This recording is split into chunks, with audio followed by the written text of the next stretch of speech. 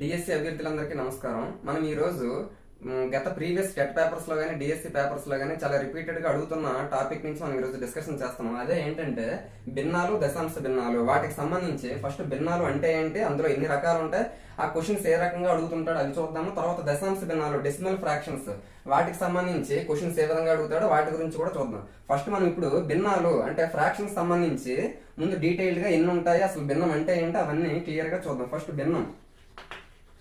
Fraction అంటే మొత్తంలో కొంత భాగము లేదా సమూహంలో కొన్ని అనే అంశాన్ని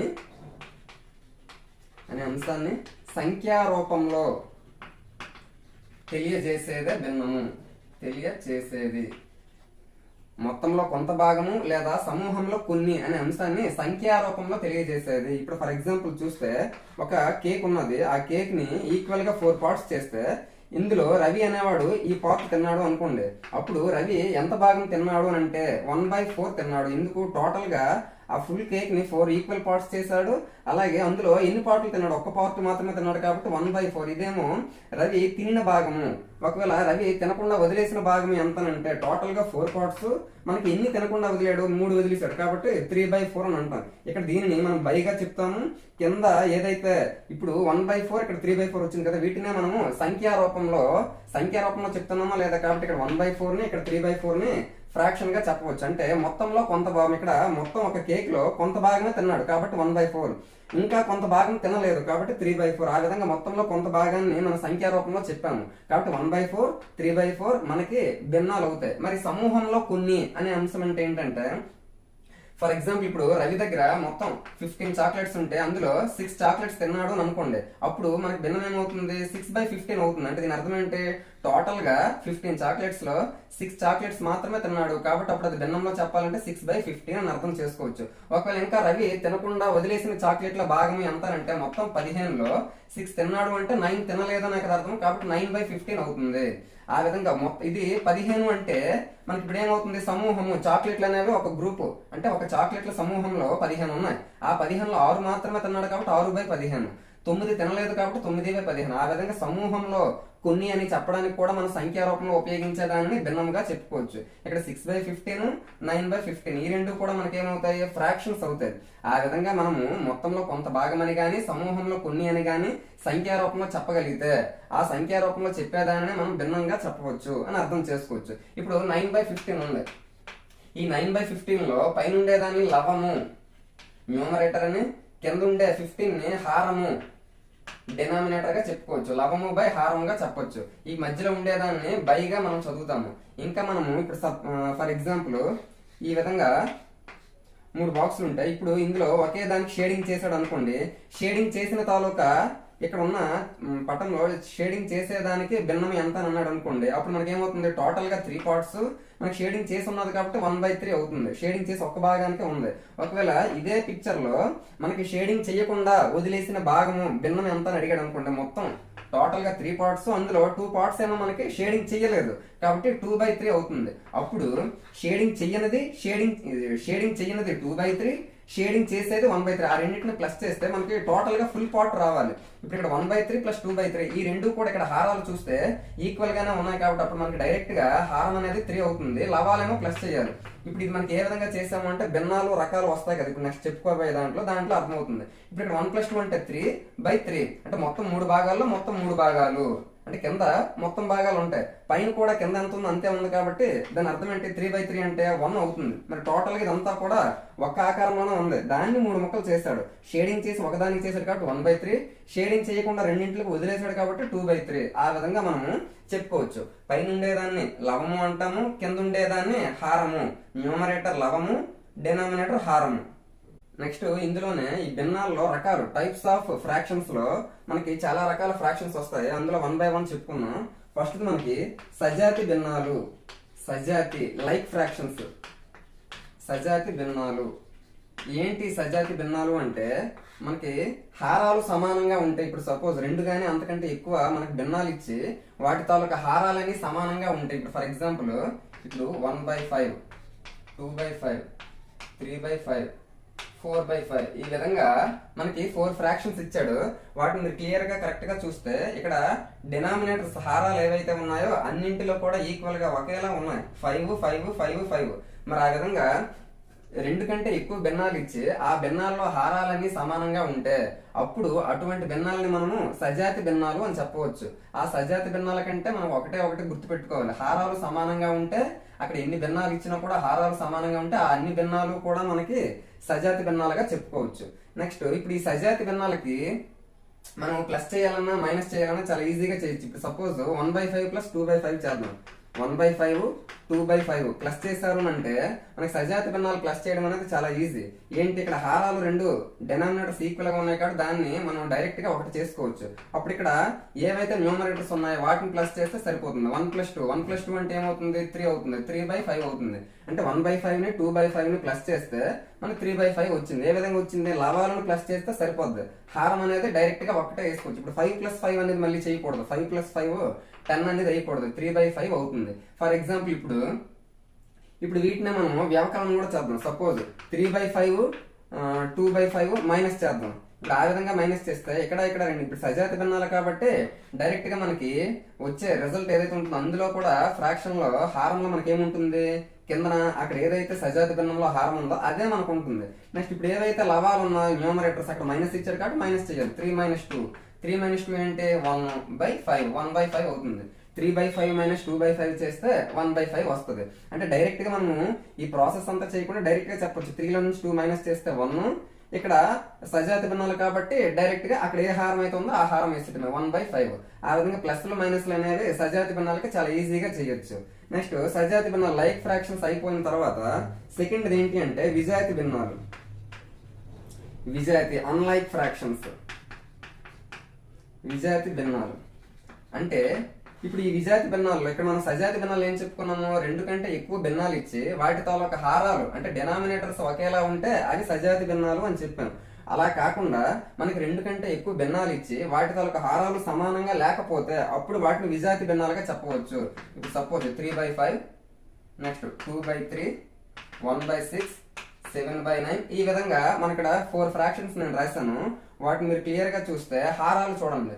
హారాలు చూస్తే ఇక్కడ 5 3 6 9 ఏ ఒక్క మినిమం రెండు కంటే ఎక్కువ భిన్నాలు రాసాము. అందులో ఏ హారాలు కూడా సమానంగా లేవు. అటువంటిప్పుడు ఇక్కడ ఉన్న భిన్నాలన్నింటినీ కూడా విజాతి భిన్నాలుగా చెప్పవచ్చు. ఈ విజాతి భిన్నాలకు వచ్చేసరికి ప్లస్లు మైనస్లు చేయాలి అంటే కొంచెం సజాతి భిన్నాలంతా ఈజీగా ఉండదు. ఒకసారి చూద్దాం. 3/5 2/3 ఆ రెండింటిని ప్లస్ చేద్దాం. 3/5 2/3 ఆ రెండింటిని ప్లస్ చేస్తే మనకి ఇక్కడ ఫ్రాక్షన్స్ అనేవి ఈక్వల్ గా లేవు కాబట్టి అప్పుడు మనం ఏం చేయాలి? 5కి 3కి అంటే ఇక్కడ డినామినేటర్స్ ఏవైతే ఉన్నాయో అవి ఈక్వల్ గా లేవు. ఈక్వల్ గా ఉంటే డైరెక్ట్ గా లవాలనేవి ప్లస్ చేయొచ్చు, మైనస్ అడిగితే మైనస్ చేయొచ్చు. కానీ ఇక్కడ చూస్తే మనకి ఫ్రాక్షన్స్ అనేది హారాలు అనేవి సమానంగా లేవు కాబట్టి అప్పుడు 5కి 3కి కసాక్ కట్టాలి. 5కి 3కి ఎల్సిఎం కడితే 15 వస్తుంది. అప్పుడు 15 అనేది 5లో ఎన్ని టైమ్స్ పోతుంది? 3 టైమ్స్ పోతుంది. కాబట్టి 5 3s 15. ఇప్పుడు ఈ 3 తోటి పైన ఉన్న దాన్ని ఇక్కడ లవంలో ఇదే భిన్నంలో లవంలో ఏదైతే ఉందో దానితో ఇంటూ చేయాలి. 3 3s 9. ఇక్కడ ప్లస్ ఉంది కాబట్టి ప్లస్. నెక్స్ట్ 15 3 తో డివైడ్ చేస్తే ఎన్నిసార్లు అవుతుంది? 3 5s 15. నెక్స్ట్ ఈ 5 తోటి ఇక్కడ ఉన్న ఫ్రాక్షన్ లో 11 తోటి 5 2s 10. అప్పుడు చూస్తే ఇక్కడ కింద 15 వచ్చింది.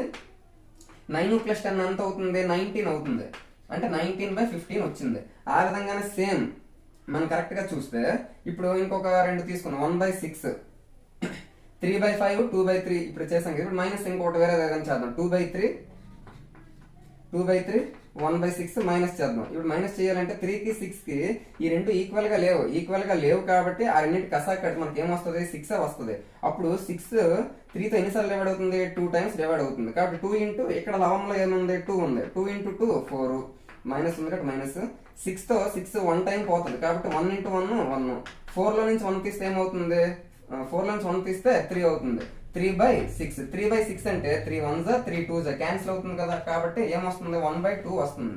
ఆ విధంగా మనకు విజాతి భిన్నాలు ప్లస్ చేయమన్నా మైనస్ చేయమన్నా వాటి తాలూకా ఎల్సిఎం తీసుకొని మనం చేయాలి. కానీ సజాతి భిన్నాలకు వచ్చేసరికి అవి ఆల్రెడీ మనకి హారాలు అనేవి సమానంగా ఉంటాయి కాబట్టి డైరెక్ట్ గా లవాలను మనకి ప్లస్ అడిగితే ప్లస్ చేయొచ్చు, మైనస్ అడిగితే మైనస్ చేయొచ్చు. ఈ విధంగా సజాతి భిన్నాలు విజాతి భిన్నాలు ఇంకా ఇందులో ఇంకా కొన్ని రకాలు ఉన్నాయి. అవి కూడా చూద్దాం. నెక్స్ట్ ఇందులోనే మూడోది క్రమ భిన్నాలు. క్రమభిన్నం, ప్రాపర్ ఫ్రాక్షన్. ఏంటి క్రమభిన్నము అంటే మనకి భిన్నంలో లవం పైన ఉంటది, కింద హారం ఉంటది కదా. లవం చిన్నది ఉండి, లవం చిన్నది, హారం పెద్దది. లవం చిన్నది, హారం పెద్దది ఉంటే అటువంటి భిన్నాలన్నీ కూడా మనకి క్రమ భిన్నాలు అవుతాయి. ఇప్పుడు ఫర్ ఎగ్జాంపుల్ 2/5, 1/6, 7/11, నెక్స్ట్ 5/6. ఈ విధంగా ఇప్పుడు ఇక్కడ ఇచ్చిన ఫ్రాక్షన్స్ అన్ని మీరు కరెక్ట్ గా చూస్తే హారం అనేది కింద ఉంటుంది, లవం అనేది పైన ఉంటుంది. ప్రతి దగ్గర కూడా లవం అనేది చూస్తే హారం కంటే చిన్నదే ఉంది. 2/5 అంటే 5 కంటే 2 చిన్నది, 6 కంటే 1 చిన్నది, 11 కంటే 7 చిన్నది, 6 కంటే 5 చిన్నది. అంటే ప్రతి ఫ్రాక్షన్ లో కూడా మనకి డెనామినేటర్ కంటే న్యూమరేటర్ అనేది చిన్నదిగా ఉంది. ఆ విధంగా ఉండే ఫ్రాక్షన్స్ ఏవైతే ఉన్నాయో వాటిని మనం క్రమభిన్నంగా చెప్పవచ్చు. మరి వీటిని మనము డివైడ్ చేస్తే, ఇప్పుడు సపోజ్ 2/5 అన్నాడు అంటే 2ని 5 తో డివైడ్ చేయమంటున్నాడు. చేస్తే 5 కంటే 2 చిన్నది కాబట్టి 0 పాయింట్ పెడితే ఇక్కడ 0 వస్తుంది. 5 4 20 అవుతుంది. ఇప్పుడు మనకి ఏమొచ్చింది? 0.4 వచ్చింది. 0.4 అంటే అర్థం ఏంటి? లెస్ దెన్ 1 కదా. అంటే ఇక్కడ 0.4 అనేది లెస్ దెన్ 1 అంటే మనకి క్రమభిన్నాలు ఏది మనము డివైడ్ చేసినా కూడా దాని తాలూకు వాల్యూ ఎప్పుడు కూడా 1 కంటే తక్కువ వస్తుంది. కాబట్టి క్రమభిన్నము ఎల్లప్పుడూ, క్రమభిన్నం తాలూకు విలువ ఎల్లప్పుడూ 1 కంటే తక్కువ ఉంటుంది. 1 కంటే తక్కువగానే ఉంటుంది. ఇది క్రమభిన్నం, ప్రాపర్ ఫ్రాక్షన్ కి సంబంధించింది. నెక్స్ట్ 4th చూస్తే అపక్రమ భిన్నము. అపక్రమ భిన్నము, ఇంప్రాపర్ ఫ్రాక్షన్ అని చెప్పుకోవచ్చు. ఏంటి అంటే ఇక్కడ మనం ఇందాక క్లియర్ గా ఈజీగా చెప్పొచ్చు. అంటే అపక్రమ భిన్నం అంటే చాలా ఈజీ. క్రమ భిన్నం కానివన్నీ కూడా మనకి అపక్రమ భిన్నాలే అవుతాయి. ఎందుకు అంటే ఇక్కడ వాల్యూ ఏదైతే ఉందో 1 అన్నామా, 1 కంటే తక్కువ అన్నాం కదా. మనకి అపక్రమ భిన్నంకి వచ్చేసరికి 1 కంటే ఎక్కువైనా అవ్వచ్చు, 1 అయినా అవ్వచ్చు. ఫర్ ఎగ్జాంపుల్ చూస్తే 5/6 కాదు, 7/6. ఇప్పుడు 7/6 ఉందంటే లవం అనేది పెద్దది ఉండాలి, హారం అనేది చిన్నది ఉండాలి. నెక్స్ట్ 11/4, నెక్స్ట్ ఇంకా 7/7. ఇప్పుడు 7/7 ఉంది. ఇప్పుడు కరెక్ట్ గా చూస్తే 7/6 అంటే అర్థం అంటే 6 తోటి 7 డివైడ్ చేస్తే 1 కంటే వాల్యూ ఎక్కువ వస్తుంది. ఒకసారి చూద్దాం. 6 1 6, ఇక్కడ మైనస్ చేస్తే 1 ఉంటుంది, పాయింట్ పెడితే 0 వస్తుంది. 6 1 6, ఇంకా అంటే 1 పాయింట్ తర్వాత వస్తుంది. 1 పాయింట్ ఇంకా సంథింగ్ వస్తుంది. దాని అర్థం అంటే 1 కంటే దాని వాల్యూ ఎక్కువ వస్తుంది. ఆ విధంగా 1 కంటే ఎక్కువ ఉంటుంది, లేదా 1కి సమానంగా కూడా ఉంటుంది. అందుకే ఇందాక చెప్పాను 1 కంటే తక్కువగా ఉంటేనే క్రమభిన్నం. 1 ఉన్నా కూడా లేదా 1 కంటే ఎక్కువ ఉన్నప్పుడు, ఇప్పుడు 7/7 ఉంది. 7/7 అంటే అర్థం అంటే 7ని 7 తోనే డివిజన్ చేయాలి. ఆ విధంగా చేసేటప్పుడు మన కోషియంట్ భాగఫలం ఎంత వస్తుంది? 1 వస్తుంది. అంటే ఇది కూడా మనకి అపక్రమ భిన్నంలోకే వస్తుంది. ఆ విధంగా 1 గాని అంటే 1కి సమానమైన లేదా 1 కంటే ఎక్కువ ఉన్న అటువంటి ఫ్రాక్షన్స్ అన్ని కూడా మనకి అపక్రమ భిన్నాలు అవుతాయి. క్లియర్ గా చెప్పాలి అంటే క్రమ భిన్నాలు కానివన్నీ కూడా అపక్రమ భిన్నాలు. ఇప్పుడు 7/6 అన్నాం అంటే లవం అనేది పెద్దది, హారం అనేది చిన్నది. ఇక్కడ చూస్తే లవము హారము రెండు సమానంగా ఉన్నాయి. ఆ విధంగా రెండు సమానంగా ఉంటే దాని వాల్యూ ఎంత అవుతుంది? 1 అవుతుంది. ఆ విధంగా వాల్యూ 1 వచ్చినా, లేదా ఇప్పుడు 11/4 ఉంది అంటే 11ని 4 తో డివైడ్ చేస్తే ఎంత వస్తుంది? 2 పాయింట్ సంథింగ్ వస్తుంది. అంటే 1 కంటే ఎక్కువే కదా. అంటే గ్రేటర్ దాన్ 1 లేదా 1కి ఈక్వల్ అయిన, అంటే greater than or equal to 1. ఆ విధంగా మనకి వాల్యూ ఉంటే అటువంటి భిన్నాన్ని మనం ఏమంటాము అంటే అపక్రమ భిన్నము, ఇంప్రాపర్ ఫ్రాక్షన్ గా చెప్పవచ్చు. ఇప్పుడు మనం ఒకసారి చూస్తే 11/4 అన్నాను కదా. దాని అర్థం ఏంటంటే 11ని 4 తో డివైడ్ చేయాలి. 4 2 8, 11 నుంచి 8 తీస్తే 3 వస్తుంది. ఇప్పుడు మనం దీన్ని ఏ విధంగా రాసుకోవచ్చు అంటే ఫస్ట్ ఇక్కడ ఏదైతే ఉందో రిజల్ట్ వచ్చింది కదా, దాన్ని 2 అండ్ ఇక్కడ రిమైండర్ ఏదైతే ఉందో దాన్ని పైన రాసి మనం దేంతో డివైడ్ చేస్తామో డివిజర్ ఉంది కదా దాన్ని ఇక్కడ రాయాలి. ఆ విధంగా 2 అండ్ 3/4 ఆ విధంగా విడదీయచ్చు. ఇప్పుడు మనము ఇక్కడ ఉన్న అపక్రమ భిన్నాన్ని 11/4 అనే భిన్నాన్ని మనం భాగిస్తే ఈ విధంగా మిక్స్డ్ గా రాసాం. ఇప్పుడు కరెక్ట్ గా ఇందులో చూస్తే ఇందులో 2ని పూర్ణాంక భాగము హోల్ నెంబర్ పార్ట్ అని అంటారు. ఇదేదైతే ఉందో దీన్ని క్రమ భిన్నము, ప్రాపర్ ఫ్రాక్షన్ అంటారు. అంటే ఆ విధంగా పూర్ణాంక భాగము, క్రమ భిన్నం రెండు కలిపి ఉన్న భాగం భిన్నం ఏదైతే ఉందో దీన్ని మనము ఏ విధంగా చెప్తాము అంటే మిశ్రమ భిన్నము, మిక్స్డ్ ఫ్రాక్షన్. ఒక పూర్ణాంక భాగము దానితో పాటు ఒక క్రమ భిన్నం కూడా ఉంటే అప్పుడు దాన్ని మనం మిశ్రమ భిన్నము మిక్స్డ్ ఫ్రాక్షన్ గా చెప్పవచ్చు. అంటే అపక్రమ భిన్నాన్ని మనం డివైడ్ చేస్తే అది ఏ విధంగా మారుతుంది? పూర్ణాంక భాగము మరియు క్రమ భిన్నంగా మారుతుంది. అంటే ఇప్పుడు 2 and 3/4ని 2 and 3/4 మనం ఏ విధంగా రాయొచ్చు అంటే 2 + 3/4 గా రాయొచ్చు. కాకపోతే ఇక్కడ మనము ప్లస్ అనేది ప్రతిసారి రాయకుండా దాన్నే మనం 2 and 3/4 గా రాస్తాం. అంటే 2 + 3/4 తాలూకా వాల్యూ 11/4 వస్తుంది. 2 and 3/4 తాలూకా వాల్యూ కూడా 11/4 వస్తుంది. మరి ఈ మిశ్రమ భిన్నంలో ఈ మిక్స్డ్ ఫ్రాక్షన్ లో ఏవే ఉన్నాయి? ఒక క్రమ భిన్నం ఉంది, అలాగే ఒక పూర్ణాంక భాగం కూడా ఉంది. పూర్ణాంకం ఎంత ఉంది? ఇక్కడ 2 ఉంది. ఇక్కడ ఏముంది? క్రమభిన్నం ప్రాపర్ ఫ్రాక్షన్ ఏముంది? 3/4 ఉంది. ఆ విధంగా పూర్ణాంక భాగము మరియు క్రమభిన్నం రెండింటిని కలిపి ఉంటే దాన్ని మనము మిక్స్డ్ ఫ్రాక్షన్ మిశ్రమ భిన్నంగా చెప్పవచ్చు. అంటే మనకి అపక్రమ భిన్నం అనేది మనకి ఏ విధంగా మార్చొచ్చు? మిశ్రమ భిన్నంగా మార్చొచ్చు. ఒకవేళ మిశ్రమ భిన్నమే ఇచ్చి ఏ విధంగా మార్చొచ్చు? అపక్రమ భిన్నంలోకి మార్చొచ్చు. ఇప్పుడు ఫర్ ఎగ్జాంపుల్ 6 and 5/3 అని ఉంది. ఆ విధంగా మిక్స్డ్ ఫ్రాక్షన్ ఉన్న దాన్ని మనం ఏ విధంగా మార్చాలి?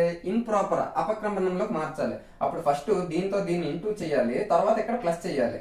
3 6 18, 18 + 5 23. అంటే దీనితో అపక్రమ భిన్నం ఏమొచ్చింది? 23/3 వచ్చింది. ఇది దీని తాలూకా అపక్రమ భిన్నం. ఒకవేళ అపక్రమ భిన్నమే ఇచ్చి మిశ్రమ భిన్నంలోకి మార్చాలి అంటే ఈ విధంగా మనం డివైడ్ చేస్తే ఫస్ట్ ఇక్కడ ఏదైతే రిజల్ట్ వస్తుందో దాన్ని ఫస్ట్ రాసుకోవాలి, ఆ తర్వాత రిమైండర్ ఏదైతే మిగులుతుందో దాన్ని పైన రాసుకోవాలి, దేంతో డివైడ్ చేస్తామో దాన్ని కింద రాసుకోవాలి. ఇది అపక్రమ భిన్నానికి సంబంధించిన ఇన్ఫర్మేషన్. నెక్స్ట్ ఇందులోనే మనకి ఏకాంక భిన్నాలు దీన్ని యూనిట్ ఫ్రాక్షన్స్ అని అంటారు. యూనిట్ ఫ్రాక్షన్స్ ఏంటి? ఏకాంక భిన్నాలు యూనిట్ ఫ్రాక్షన్స్ అని అంటే మనకి సపోజ్ ఇక్కడ ఒక భిన్నంలో లవం ఎల్లప్పుడూ కూడా ఒకటిగానే ఉంటే అటువంటి వాటిని మనం ఏకాంక భిన్నాలుగా చెప్పవచ్చు. ఇప్పుడు సపోజ్ చూస్తే 1/3, 1/5, 1/7, 1/11 ఈ విధంగా ఇక్కడ 4 ఫ్రాక్షన్స్ రాశాను. వాటిని మీరు క్లియర్ గా అబ్జర్వేషన్ చేస్తే న్యూమరేటర్ అంటే లవాలు ఏవైతే ఉన్నాయో అన్నింటి దగ్గర కూడా మనకి ఏముంది? 1 మాత్రమే ఉంది. ఆ విధంగా హారాలు ఏమున్నా కూడా లవాలు ఎల్లప్పుడూ ఒకటి మాత్రమే ఉంటే అటువంటి భిన్నాలన్నింటినీ కూడా మనము ఏమంటారు అంటే ఏకాంక భిన్నాలు యూనిట్ ఫ్రాక్షన్ గా చెప్పవచ్చు. ఇప్పుడు మనకి ఆప్షన్స్ ఏ విధంగా ఇస్తాడు అంటే సపోజ్ 1/12, 1/17, 2/15, 1/6 ఈ విధంగా 4 భిన్నాలు ఇచ్చి ఇందులో ఏకాంక భిన్నము యూనిట్ ఫ్రాక్షన్ కానిది ఏదని అడుగుతాడు. మనకి యూనిట్ ఫ్రాక్షన్ అంటే ఏంటి? ఎన్ని భిన్నాలు ఇచ్చినా కూడా వాటి తాలూకా లవాలు ఎల్లప్పుడూ ఒకటి మాత్రమే ఉండాలి. న్యూమరేటర్స్ ఒకటి మాత్రమే ఉన్నవి ఈ 3. మరి ఇక్కడ లవంలో 1 లేదు, 2 ఉంది. కాబట్టి ఇది మనకి ఏకాంక భిన్నము యూనిట్ ఫ్రాక్షన్ కాదు. ఈ 3 కూడా అవుతాయి. అది ఏకాంక భిన్నానికి సంబంధించిన ఇన్ఫర్మేషన్. నెక్స్ట్ చూస్తే సమాన భిన్నాలు.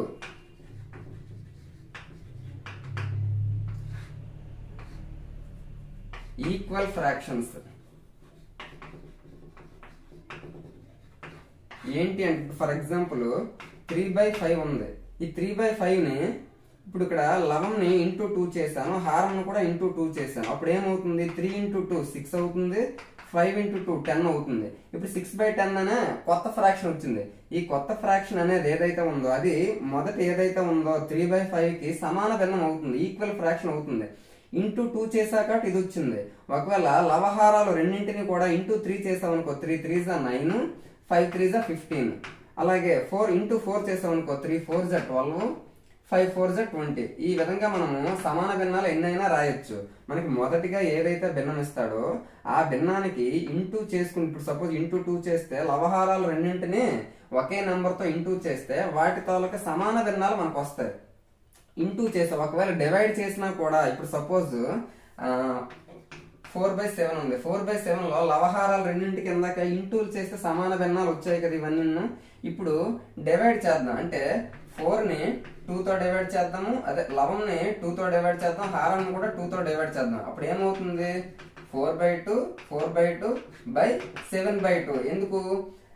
లవాన్ని ఇక్కడ ఉన్న లవాన్ని 2తో భాగించాను, హారాన్ని కూడా 2తో భాగించాను. అప్పుడు మనకి ఏ విధంగా మారుతుంది? అది 4/2. ఇక్కడ ఇదంతా ఒక ఫ్రాక్షన్, ఇదంతా ఒక ఫ్రాక్షన్. ఇక్కడ ఈ మొత్తం ఫ్రాక్షన్ లో ఈ పైన ఉండేదేమో ఒక ఫ్రాక్షన్, కింద ఉండేది ఒక ఫ్రాక్షన్ కాబట్టి అప్పుడు మనకి కింద ఉండే ఫ్రాక్షన్ అనేది పైకి వెళ్తే అది మనకి ఇక్కడ ఉన్న ఫ్రాక్షన్ ఏమో రివర్స్ అవుతుంది. అప్పుడు 7/2 ఏమవుతుంది, 2/7 అవుతుంది. అప్పుడు ఇంటూ చేస్తే ఏమొస్తుంది, 4/7 వస్తుంది. మరి 4/7 వస్తుంది అంటే మళ్ళీ ముందు ఉండేది వచ్చిందా లేదా అంటే దీన్ని బట్టి ఏమర్థమైంది, ఒక భిన్నాన్ని ఒకే నంబర్తో అంటే లవహారాలు రెండింటిని ఒకే దానితో భాగించినా గుణించినా కూడా మనకి సమాన భిన్నమే వస్తుంది. అది ఒకటి మనం గుర్తుపెట్టుకోవాలి. అంటే ఇప్పుడు మనము గుణించుకోండి, ఇప్పుడు సపోజ్ 4/2 వచ్చింది, ఇక్కడ 7/2 ఏమో పైకి వెళ్తే ఏమవుతుంది, 2/7 అవుతుంది. దాన్ని మనం భాగించుకో అంటే ఇక్కడ కటింగ్ అనేది చేయకుండా 4 2s 8 వస్తుంది, 2 7s 14 వస్తుంది. 8/14 అంటే 4/7కి 2తో భాగించినా కూడా మనకి 8/4 వచ్చింది. ఇప్పుడు అదే 4/7కి ఇంటూ 2 చేసినా కూడా అంటే లవహాలు రెండింటిని ఇంటూ 2 చేసినా కూడా 4 2s 8 వస్తుంది, 7 2s 14 వస్తుంది. అంటే డివైడ్ చేసినా అదే వచ్చింది, ఇంటూ చేసినా కూడా అదే వచ్చింది. అంటే ఇప్పుడు 4/7కి 8/14 అనేది మనకి ఏమవుతుంది, సమాన భిన్నం అవుతుంది. ఇప్పుడు ఇంటూ 3 ఒకవేళ చేస్తారంటున్నప్పుడు 4 3s 12 అవుతుంది, 7 3s 21 అవుతుంది. ఒకవేళ డివైడెడ్ బై 3 చేసినా కూడా మళ్ళీ 12/21 వస్తుంది. దీన్ని బట్టి మనము ఒక భిన్నం ఏం చెప్పవచ్చు అంటే సమాన భిన్నానికి కరెక్ట్ అయిన నిర్వచనం, ఒక భిన్నానికి లవహారాలు రెండింటికి ఒకే సంఖ్యతో గుణించిన లేదా భాగించిన వచ్చే భిన్నాలన్నీ మొదటి భిన్నం యొక్క సమాన భిన్నాలు అవుతాయి. అంటే మనకి ఏదైతే ఫ్రాక్షన్ ఇస్తాడో దాన్ని లవహారాలు రెండింటిని ఒకే నెంబర్ తో గుణిస్తే మనకు వచ్చే ఫ్రాక్షన్స్ ఏవైతే ఉన్నా అవన్నీ కూడా మొదటి ఇచ్చిన భిన్నానికి సమాన భిన్నాలు, ఈక్వల్ ఫ్రాక్షన్స్ అవుతాయి. ఇది మనకి భిన్నాల్లో టైప్స్ ఆఫ్ ఫ్రాక్షన్స్ సంబంధించి ఇన్ని రకాలుగా ఉన్నాయి. క్రమ భిన్నము, అపక్రమ భిన్నము, సజాతి భిన్నము, విజాతి భిన్నము, మిశ్రమ భిన్నము, ఏకాంక భిన్నము, సమాన భిన్నము, ఇన్ని రకాల ఫ్రాక్షన్స్ అనేవి ఉన్నాయి. ఇప్పుడు మనకి భిన్నాలలో ఎన్ని రకాల క్వశ్చన్స్ అడుగుతాడో, ఎన్ని రకాల మోడల్స్ ఉన్నాయి, మనం ప్రతి మోడల్లో కూడా 1-2 క్వశ్చన్స్ చూసి అన్ని రకాల మోడల్స్ కూడా కవర్ చేయడానికి చూద్దాము.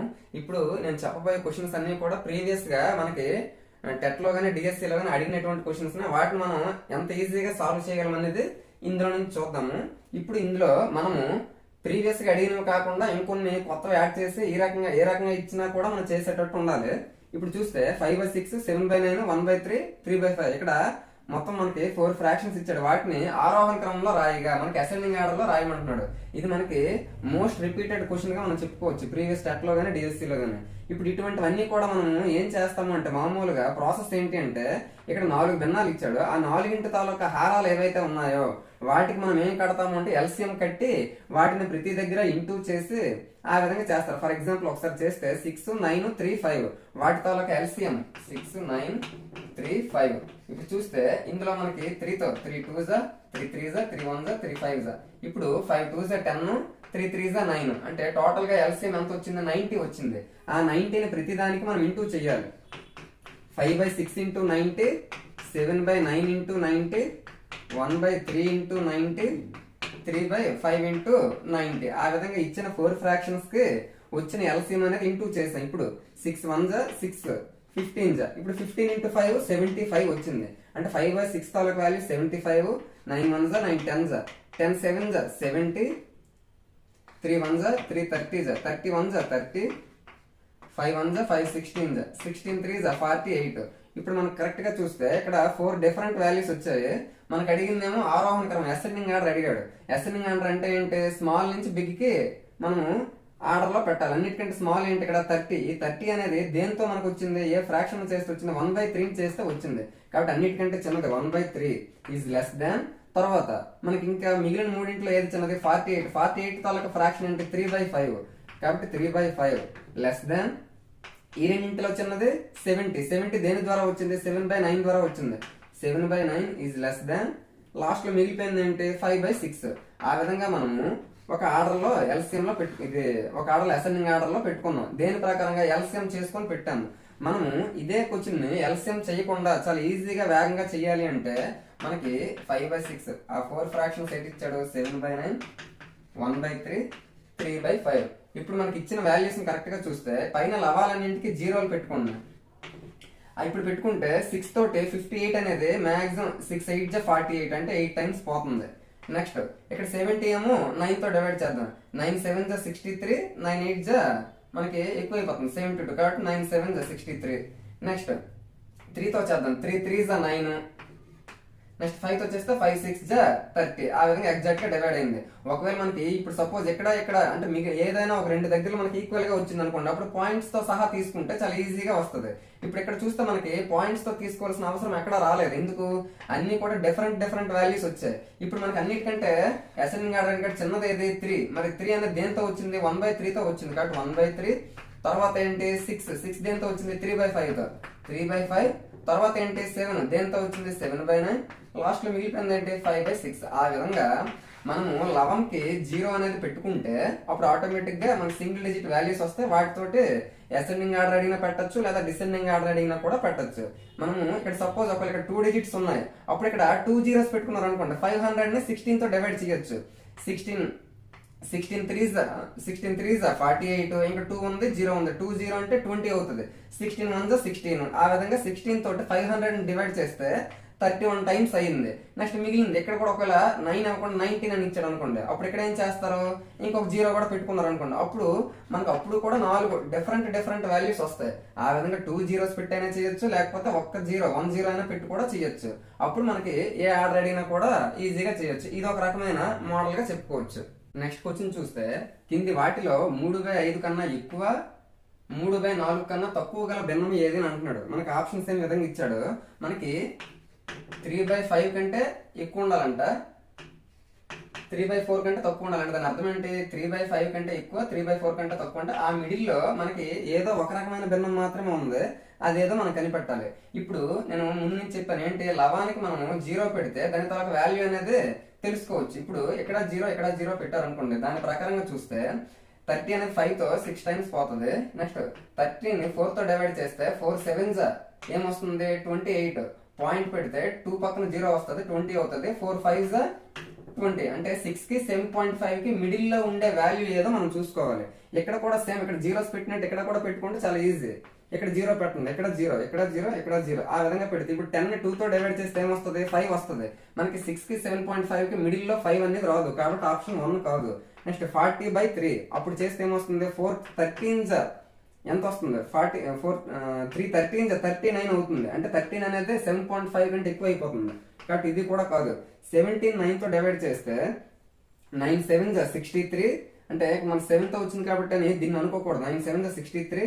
పాయింట్ ఇంకెంత మిగిలింది? 7 మిగిలింది. పాయింట్ పెడితే మళ్ళీ మనకి 70 అవుతుంది. 9 7 63 అంటే 7.7 వచ్చింది. మనకు కావాల్సింది అయితే 7 పాయింట్ లోపే కావాలి కాబట్టి ఇది కూడా కాదు. మనకు కావాల్సిన ఆన్సర్ ఆప్షన్ 4 లో ఉంది. ఇప్పుడు 20/3 చేస్తే 3 6 18. 20 లో 18 పోతే ఇంకెంత ఉంటుంది? 2 ఉంటుంది. పాయింట్ పెడితే 2 పక్కన 0 20 అవుతుంది.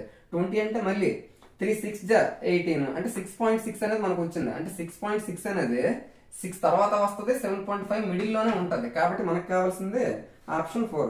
ఈ విధంగా మనకి ఒక భిన్నం కంటే ఎక్కువ మరొక భిన్నం కంటే తక్కువ అని అడిగేటప్పుడు వాటి తాలూకా జీరోలు పెట్టుకునే వాల్యూస్ ఏవైతే వస్తాయో వాటిని మిడిల్ లో చూసుకొని మనకి ఇచ్చిన ఆప్షన్స్ కూడా జీరోలు పెట్టుకుంటే ఆ మిడిల్ లో ఏదైతే ఉన్నదో దాన్ని మనం ఈజీగా కనిపెట్టవచ్చు. నెక్స్ట్ ఇక్కడ 2 క్వశ్చన్లు ఇచ్చాను. ఆ 2 క్వశ్చన్లు కూడా మిక్స్డ్ ఫ్రాక్షన్స్ ని ప్లస్లు మైనస్లు చేయమంటున్నాడు. మనకి ఇంతకు ముందే చెప్పాను, మిక్స్డ్ ఫ్రాక్షన్ అంటే ఇప్పుడు సపోజ్ 3 and 1/5 అని ఉందనుకో, దాని అర్థం ఏంటి? 3 + 1/5 అనే అంటే 3 + 1/5 నే మనం ఈ విధంగా కూడా రాస్తాము.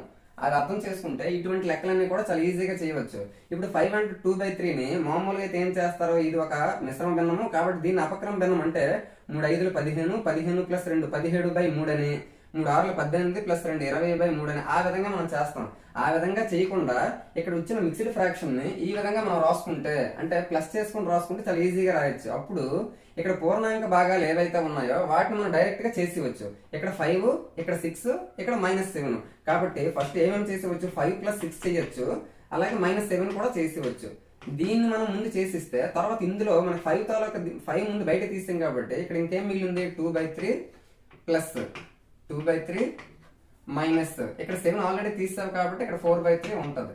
ఆ విధంగా ఇప్పుడు చూస్తే 5 + 6 11, 11 లో నుంచి 7 తీస్తే 4, 4 ప్లస్ ఇక్కడ 2/3 + 2/3 ఏమవుతుంది మనకి 4/3 అవుతుంది. ఎందుకు ఇక్కడ హారాలు సమానంగా ఉన్నాయి కాబట్టి వాటిని ఇక్కడ 3 హారాలు కూడా సమానంగా ఉన్నాయి. 2 + 2 4, 4 లో నుంచి 4 మైనస్ చేస్తే మనకి ఏమొస్తుంది 0 వస్తుంది. అంటే 0/3 అంటే 0 కాబట్టి 4 + 0 మనకు కావాల్సిన ఆన్సర్ ఏంటి 4 వస్తుంది. ఆ విధంగా ఇది చెయ్యొచ్చు. నెక్స్ట్ ఆ విధంగా మనము ఇచ్చిన మిశ్రమ భిన్నాలని వాటి తాలూకా ప్లస్ గా రాసుకుంటే ఆ ప్లస్లన్నింటినీ పూర్ణాంక భాగాలు ఉన్నాయి వాటిని సపరేట్ చేసుకొని ఆ క్రమ భిన్నాలు ఏవైతే ఉన్నాయో వాటిని మనం ఎల్సిఎం కట్టుకొని చేసుకుంటే ఈజీ. నెక్స్ట్ ఇక్కడ కూడా చూస్తే 4 and 2/5 ఉంది. ఇక్కడ 6 and 3/4, 5 and 1/4. ఇక్కడ 3 చూస్తే పూర్ణాంక భాగాలన్నింటినీ ముందు డైరెక్ట్ గా ప్లస్ చేయొచ్చు. 4, 6 10, 10, 5 15 అలా నుంచి ఇక్కడ 2/5 ఉంది ప్లస్ 3/4 ఉంది ప్లస్ ఇక్కడ 5 బయటకు వెళ్ళిపోయింది కాబట్టి 1/4 ఉంది. ఇప్పుడు మనం ఈ మూడింటికి ఇక్కడ ఉన్న ఈ 3 క్రమభిన్నాలకి మనం ఎల్సిఎం పట్టుకుంటే చాలు. 15 ఆల్రెడీ అలా ఉంటే 5 కి 4 కి మనకి కసాగ ఎంత వస్తుంది 20 వస్తుంది. మనకి 20లో 5 అనేది ఎన్నిసార్లు పోతుంది 4 టైమ్స్ పోతుంది. కాబట్టి ఈ 4 తోటి ఇక్కడ పైన ఉన్నదాన్ని ఇంటూ చేయాలి. 4 2 = 8. నెక్స్ట్ 20 అనేది 4 తో 5 టైమ్స్ పోతుంది కాబట్టి 5 3 = 15 ప్లస్ 4 అనేది 20లో 5 టైమ్స్ పోతుంది కాబట్టి 5 1 = 5. ఇప్పుడు చేస్తే మనకి 15 ప్లస్ 8 ప్లస్ 15 ప్లస్ 5 20, 20 ప్లస్ 8 28, 28/20 వచ్చింది. ఇప్పుడు కరెక్ట్ గా చూస్తే ఇది మనకి డివైడ్ అవుతుంది దేనితోటి 4 తోటి. 4 7 = 4 5 = ఇప్పుడు 15 and 7/5 వచ్చింది. ఇక్కడ మనకి ఎప్పుడు కూడా ఒకటి గుర్తుపెట్టుకోవాలి, మిశ్రమ భిన్నంలో ఈ పక్కన ఉండేది ఎప్పుడు కూడా క్రమ భిన్నమే ఉండాలి. అంటే లవం చిన్నది హారం పెద్దది ఉండాలి. కానీ ఇక్కడ చూస్తే లవం ఏమో పెద్దది హారం ఏమో చిన్నది. అంటే 7/5 అంటే అర్థం ఏంటి ఇది అపక్రమ భిన్నం ఉంది కాబట్టి ముందు దాన్ని విడదీయాలి. దాన్ని విడదీస్తే అప్పుడు ఎంత 5 1 = 5. ఇక్కడ మనకి ఇంకా 2 ఉంటుంది కాబట్టి 2/5. ఇక్కడ మళ్ళీ మనకి ఇంకొక మిశ్రమ భిన్నం వచ్చింది అంటే 1 and 2/5 వచ్చింది. 1 and 2/5 అంటే అర్థం అంటే 1 + 2/5 అనే కదా. ఇక్కడ 15 ఉంది, ఇక్కడ 1 + 2/5 ఉంది. టోటల్ గా 16 and 2/5 అవుతుంది దాని తాలూకా ఆన్సర్. ఆ విధంగా మనకి పూర్ణాంక భాగాలు ముందు ప్లస్ చేసుకుని తర్వాత క్రమ భిన్నాలన్నీ ప్లస్ చేసుకుంటే మనకి ఫైనల్ గా మిశ్రమ భిన్నంలో అడిగితే మిశ్రమ భిన్నంలోనికే చెయ్యాలి. నెక్స్ట్ ఇక్కడ ఇంకొక రకమైన 2 మోడల్స్ అనేవి చూడండి. ఒకే మోడల్ కి సంబంధించిన 2 క్వశ్చన్లు చూడండి. 1/2 × 3 ప్లస్ 1/3 × 4 ప్లస్ 1/4 × 5 సో ఆన్ 1/7 × 8 ఆ విధంగా ఇచ్చాడు. వాటిని అన్నింటిని ప్లస్ చేయమని చెప్తున్నాడు. ఇక్కడ మనం క్లియర్ గా చూస్తే 1/2 × 3ని మనం ఏ విధంగా రాయొచ్చు అంటే 1/2 - 1/3 గా రాయొచ్చు. ఎందుకు మనకి ఇక్కడ ఈ రెండింటికి ఎల్సిఎం చేస్తే 6 వస్తుంది. అలాగే ఇటువైపు 3 వస్తుంది, ఇటువైపు 2 వస్తుంది. 3 - 2 చేస్తే 1 వస్తుంది. అలాగే 2 × 3 6 అనేది ఇక్కడ 2 × 3 గా సరిపోయింది. మరి 1/2 × 3ని 1/2 - 1/3 గా రాయొచ్చు. ప్లస్ ఇక్కడ 1/3 × 4 అంటే 1/3 - 1/4 అలా రాయొచ్చు. ఎందుకు ఇటువైపు 4 వస్తుంది, ఇటువైపు 3 వస్తుంది. 4 - 3 చేస్తే 1, కింద ఎల్సిఎం ఏమో 3 × 4 కాబట్టి 3 × 4 సరిపోయింది. ఆ విధంగా రాయొచ్చు. నెక్స్ట్ 1/4 × 5 కూడా 1/4 - 1/5 సో అలా ఎంత వరకు 1/7 - 1/8 వరకు రాయొచ్చు. ఇప్పుడు కరెక్ట్ గా చూస్తే ఇక్కడ +1/3 ఇక్కడ -1/3 ఇక్కడ +1/3 -1/4 +1/4 ఆ విధంగా -1/3 +1/3 క్యాన్సిల్ అవుతుంది. -1/4 +1/4 క్యాన్సిల్, -1/4 +1/4 అలాగే -1/7 ముందు వస్తుంది. ఆ -1/7 కి +1/7 కి క్యాన్సిల్ అవుతుంది. లాస్ట్ లో ఏం మిగిలింది మనకి -1/8 మిగిలింది. అంటే 1/2 - 1/8 స్టార్టింగ్ లో 1/2 మిగిలింది, లాస్ట్ లో 1/8 మిగిలింది. కాబట్టి 1/2 - 1/8 ఈ రెండింటికి కసాకు కడితే 8 వస్తుంది. 8 అనేది 2 తో 4 టైమ్స్ పోతుంది కాబట్టి 4 1 = 4 మైనస్ 8 లో 8 అనేది 1 టైం పోతుంది కాబట్టి 1 × 1 1, 4 నుంచి 1 తీస్తే 3/8 అంటే దీని అంతటిని చేస్తే మనకి ఏమొచ్చింది 3/8 వచ్చింది. ఆ విధంగా మనకి ఏదైతే ఇచ్చాడో ఇక్కడ ఒక సిరీస్ అనేది ఫాలో అవ్వాలి. ఇక్కడ 2 × 3 ఇచ్చాడు అంటే డిఫరెన్స్ 1. ఆ డిఫరెన్స్ అనేది పైన ఉన్నదా లేదా ఉన్నది ఆ విధంగా చూసుకోవాలి. నెక్స్ట్ ఇక్కడ 3 × 4 డిఫరెన్స్ 1 ఉంది. 3 కి 4 కి డిఫరెన్స్ 1, ఆ 1 పైన ఉండాలి. ఆ విధంగా ఉంటే ఈ ప్రాసెస్ అనేది చాలా ఈజీగా చేయొచ్చు. ఇక్కడ ఒకసారి చూస్తే ఇక్కడ 1/3 × 7 plus 1/7 × 11 plus 1/11 × 15 plus so on 1/35 × 39 ఇక్కడ పై లెక్కలా కాకుండా ఇక్కడ కరెక్ట్ గా చూస్తే 3 × 7 డిఫరెన్స్ ఎంత ఉంది 4 ఉంది. మరి ఇక్కడ డిఫరెన్స్ 4 ఉండాలి. అంటే ఇక్కడ డిఫరెన్స్ ఏదైతే ఉందో ఆ నెంబర్ ఇక్కడ ఉంటే చాలా ఈజీగా చేయొచ్చు. కానీ ఇక్కడ చూస్తే డిఫరెన్స్ అనేది ఆ విధంగా లేదు. ఇప్పుడు మనం ఏం చేద్దాం దీన్ని 1/3 - 1/7 గానే రాసుకున్నాం. ఇప్పుడు 7 ఇటు వస్తుంది, 3 ఇటు వస్తుంది. 7 లో నుంచి 3 మైనస్ చేస్తే 4. మరి ఆ ముందు మనం 1/4 పెట్టిస్తాం అనుకోండి. అప్పుడు ఇక్కడ పైన ఉండే 4 కి ఇక్కడ కింద ఉండే 4 కి క్యాన్సిల్ అయిపోయి మనకు కావాల్సిన ఏదైతే ఉందో అదే మనకు మిగులుతుంది. కాబట్టి ఇక్కడ 1/4 ప్లస్ ఇక్కడ కూడా సేమ్ డిఫరెన్స్ అనేది 4 ఉంది కాబట్టి 1/4 మనం బయటను పెట్టిస్తే అప్పుడు దీన్ని 1/7 మైనస్ 1/11 గా రాయొచ్చు. సేమ్ మళ్ళీ 1/4 బయటికి ఉంటే 1/11 ఇంటూ 15 1/11 మైనస్ 1/15 గా రాయొచ్చు. అలా ఎంతవరకు 1/4 బయటకు ఉంటే 1/35 మైనస్ 1/39. ఇప్పుడు ఇది ఎలా చూస్తే అన్నింటిలో కూడా 1/4 అనేది కామన్ గా ఉంది కాబట్టి ఆ 1/4 మనం బయటకు తీస్తే ఇక్కడ 1/3 ఇక్కడ మైనస్ 1/7 ప్లస్ 1/4 బయట తీస్తే కాబట్టి 1/7 మైనస్ 1/11 ప్లస్ 1/11 మైనస్ 1/15. ఆ విధంగా ఎంతవరకు ప్లస్ 1/35 మైనస్ 1/39. ఇప్పుడు చూస్తే ఇక్కడ మైనస్ 1/7 ఇక్కడ ప్లస్ 1/7 క్యాన్సిల్ అవుతాయి. మైనస్ 1/11 ప్లస్ 1/11 క్యాన్సిల్ అవుతాయి. ఇక్కడ మైనస్ 1/15 తర్వాత దాంట్లో మనం అన్ని చేయలేదు, కొన్ని చేసాం. నెక్స్ట్ దాకా చేస్తే ఇక్కడ మైనస్ 1/15 ఉంది కాబట్టి తర్వాత ప్లస్ 1/15 ఉంటుంది. ఆ రెండు క్యాన్సిల్ అవుతాయి. లాస్ట్ చూస్తే ఇక్కడ మైనస్ 1/35 ముందు ఉంటుంది, ఆ తర్వాత ప్లస్ 1/35 ఉంది, ఆ రెండు క్యాన్సిల్ అవుతాయి. మరి లాస్ట్ లో ఏం మిగిలింది 1/39 మిగిలింది. ఇక్కడ ఇంకా ఏం మిగిలిందంటే 1/4 ఉంది. Next 1/3 minus 1/39. దీనికి 1/3 కి 1/39 కి 1/4 అలా ఉంచేసి 1/3 కి 1/39 కి కసాలు తీస్తే 39 వస్తుంది. 3 13s 39, 13 1s 13 మైనస్ 39 తో 1 టైం పోతుంది కాబట్టి 1 into 1 1. అంటే 13 లో నుంచి 1 తీస్తే మనకి ఎంత వస్తుంది 12 వస్తుంది. 12/39 ముందునేమో 1/4 ఉంది కదా 1/4. ఆ 4 అనేది ఇక్కడ కింద ఉంది, ఇక్కడ 12 అనేది పైన ఉంది కాబట్టి డివైడ్ అవుతాయి. 4 1s 4 3s. ఇప్పుడు ఇక్కడ ఏం మిగిలింది 3/39 మిగిలింది. మనకి 3/39 అంటే 3 1s 3 13s క్యాన్సిల్ అవుతుంది కదా. టోటల్ గా ఏం మిగిలింది మనకి 1/30 మిగిలింది. ఆ విధంగా మనకి డిఫరెన్స్ అనేది ఈక్వల్ గా ఉంటే ఇటువంటి లెక్కల్లో మనకి ఒక ఫార్ములా అనేది ఈజీగా చెప్పొచ్చు. 1/డిఫరెన్స్ into first number minus last number. ఇది మనకి షార్ట్ కట్ లో ఈజీగా చెప్పడానికి 1/డిఫరెన్స్. ఇక్కడ డిఫరెన్స్ అంటే ఏంటంటే ఆ రెండింటికి డిఫరెన్స్ ఎంత ఉంది. ఇక్కడ ఫస్ట్ చూస్తే 2 కి 3 కి డిఫరెన్స్ 1 ఉంది కాబట్టి మనం ప్రతి దగ్గర కూడా 1/1 అనేది ఎక్కడ కూడా మనం ఇవ్వాల్సిన అవసరం రాలేదు. కానీ ఇక్కడ చూసేసరికి డిఫరెన్స్ అనేది ఎంత ఉంది 3 కి 7 కి 4 ఉంది కాబట్టి ప్రతి దానికి ముందు 1/4 అనేది రాసుకున్నాం. అలాగే అన్నింటికి రాసుకుంటా డిఫరెన్స్ అనేది అన్నిటికీ కామన్ గా వస్తుందా లేదా, ఇక్కడ ఎంత డిఫరెన్స్ ఉందో ఇక్కడ అంతే ఉంటుంది, ఇక్కడ అంతే ఉంటుంది. అన్ని దగ్గరలో 1/4 ఉంది కాబట్టి ఆ 1/4 ని కామన్ తీస్తావు. మరి మిగిలిన వాటి అన్నింటిలో చూస్తే ఫస్ట్ నెంబర్ ఒకటి మిగిలింది, అలాగే లాస్ట్ నెంబర్ కూడా ఒకటి మిగిలింది. ఏంటి మిగిలింది 1/3 మిగిలింది, లాస్ట్ నెంబర్ 1/39 మిగిలింది. ఆ రెండింటికి చేస్తే 12/39 వచ్చింది. మరి ముందున 1/డిఫరెన్స్ అంతా 3 కి 7 కి 4 కాబట్టి 4 వేసావు. ఆ 4 తోటి 12 ని డివైడ్ చేస్తే 3 వచ్చింది. అంటే ఏముంది పైన 3 ఉంది కింద 13 అని ఉంది. 3/39 అంటే 3 1s 3 13s. లాస్ట్ వచ్చేసరికి ఏం మిగిలింది 1/30 మిగిలింది.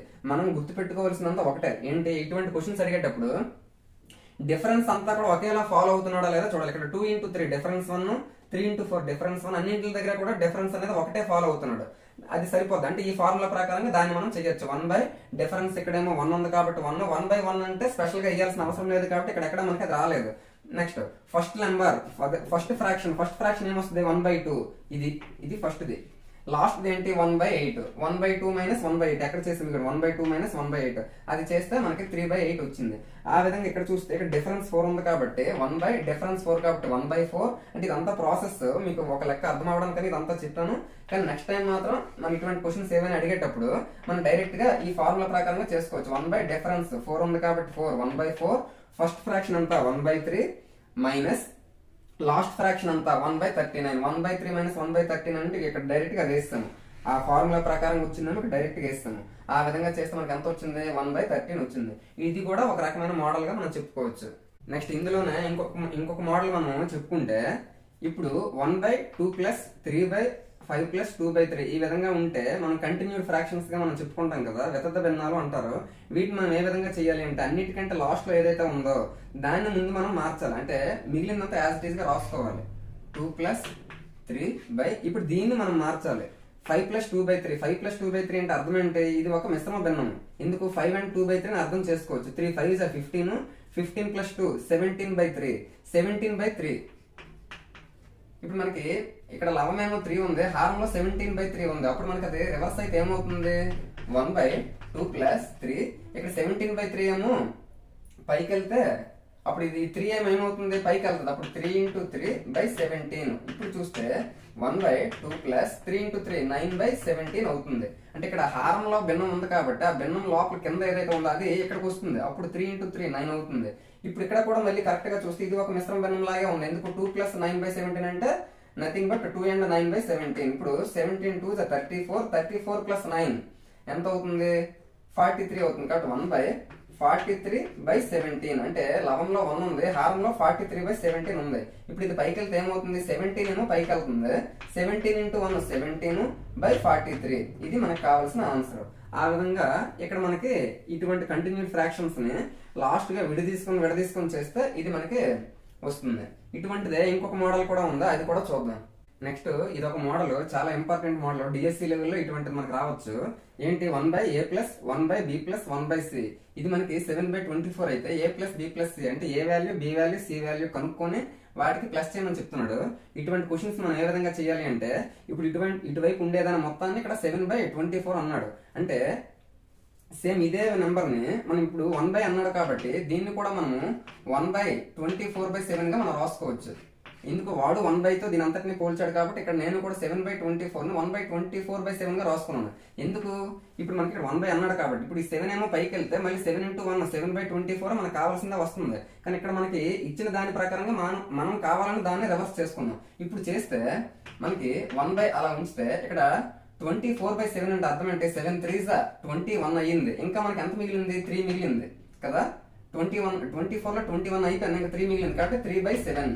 ఇప్పుడు మనం కరెక్ట్ గా చూస్తే 1/a+ అంటే ఇక్కడ వరకు మనకు వచ్చింది.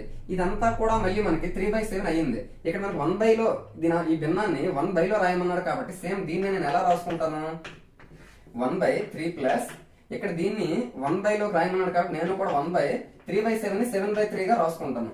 ఎందుకు, ఇక్కడ 1/, అన్నాడు కాబట్టి ఇప్పుడు వీటిని కూడా మనం కనిపెట్టాలి కాబట్టి ఇప్పుడు అదేమి ఏ విధంగా మారుతుంది, 1/3 ప్లస్ ఇక్కడ 7/3 అంటే అర్థం ఏంటి, 3 2s 6 1/3 2s 6 ప్లస్ ఇంకెంత మిగిలింది, 1 మిగిలింది కాబట్టి 1/3.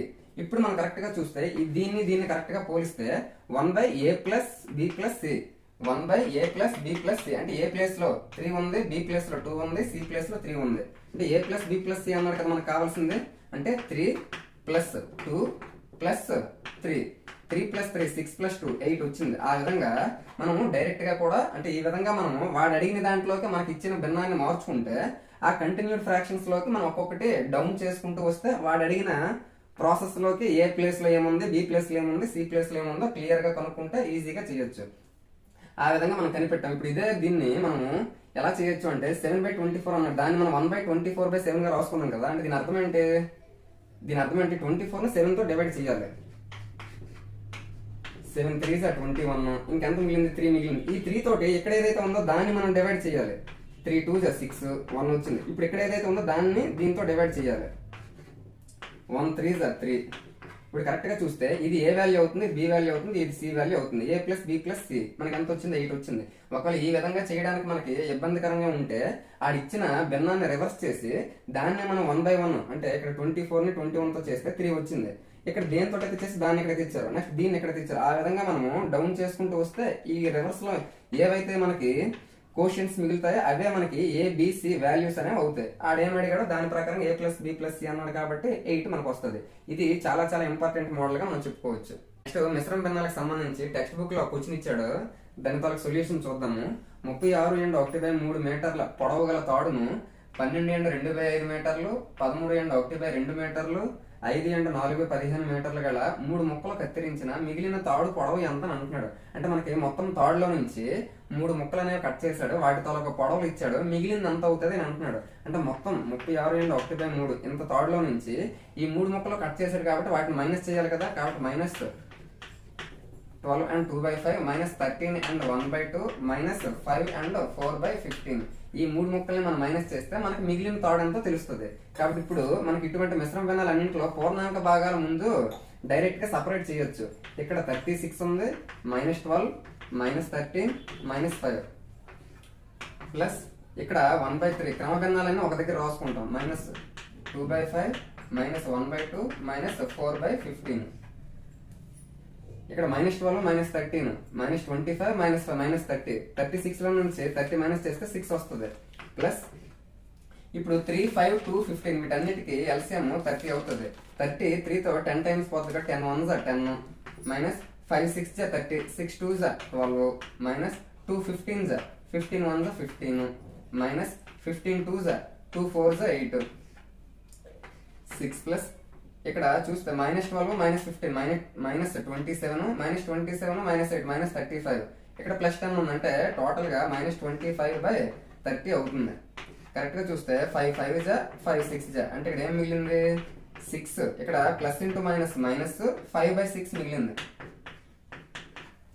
ఇప్పుడు చూస్తే ఇక్కడ ఏం మిగిలిందంటే 1 ఉన్నట్టు 1కి 6కి ఎల్సిఎం 6 అవుతుంది. అప్పుడు 1 6 6 6 6 36 మైనస్ 5 6 1 6 1 5 5. ఇప్పుడు ఏమొచ్చింది మనకి 36 నుంచి 5 తీస్తే 31/6 వచ్చింది. అంటే 31/6 ని మళ్ళీ మనకి మిశ్రమ భిన్నాల్లోనే మొత్తం ఇచ్చాడు కాబట్టి దీన్ని కూడా మనం మిశ్రమ భిన్నంలోకి మార్చాలి. అప్పుడు ఏమొస్తుంది 6 5 30 31లో 30 పోతే ఇంక 1 ఉంటుంది కాబట్టి 1/6. అంటే మనకి ఇంకా ఎంత తాడు మిగిలింది అంటే 5 × 1/6 మీటర్ల తాడు అనేది మిగిలింది. నెక్స్ట్ మరొక క్వశ్చన్ చూస్తే 15,000 మంది అమెరికన్లు ఒక కర్మాగారంలో పనిచేస్తున్నారు. చైనా కార్మికుల సంఖ్య అమెరికన్ కార్మికుల సంఖ్యలో 3/5వ వంతు. భారతీయ కార్మికుల సంఖ్య చైనా కార్మికుల సంఖ్యలో 5/9వ వంతు. అయినా మొత్తం కార్మికుల సంఖ్య ఎంతమంది అని అంటున్నాడు. మనకి ఫస్ట్ అమెరికన్స్ ఎంతమంది, అమెరికా వాళ్ళేమో మనకి 15,000 మంది. ఇప్పుడు ఏమంటున్నాడు చైనా కార్మికుల సంఖ్య అమెరికన్ కార్మికుల సంఖ్యలో 3/5వ వంతు మంది. అంటే అమెరికన్ కార్మికుల సంఖ్య ఎంత ఉన్నారు 15,000లో 3/5వ వంతు అని అన్నాడు. ఇది ఎవరిది, ఇది చైనా వాళ్ళది. చైనా కార్మికుల సంఖ్య 5 1s 5 3000s. ఇప్పుడు 3000 × 3 అంటే 9000. అంటే చైనా వాళ్ళు ఎంతమంది ఉన్నారంటే 9,000 మంది ఉన్నారు. అమెరికన్స్ 15,000 మంది ఉన్నారు. ఇప్పుడు భారతీయ కార్మికుల సంఖ్య అంటే ఇండియన్స్ చూస్తే చైనా కార్మికుల సంఖ్యలో 5/9వ వంతు. చైనా కార్మికుల సంఖ్య ఎంత వచ్చారు 9,000 వచ్చారు. అందులో 5/9వ వంతు అని అంటున్నాడు.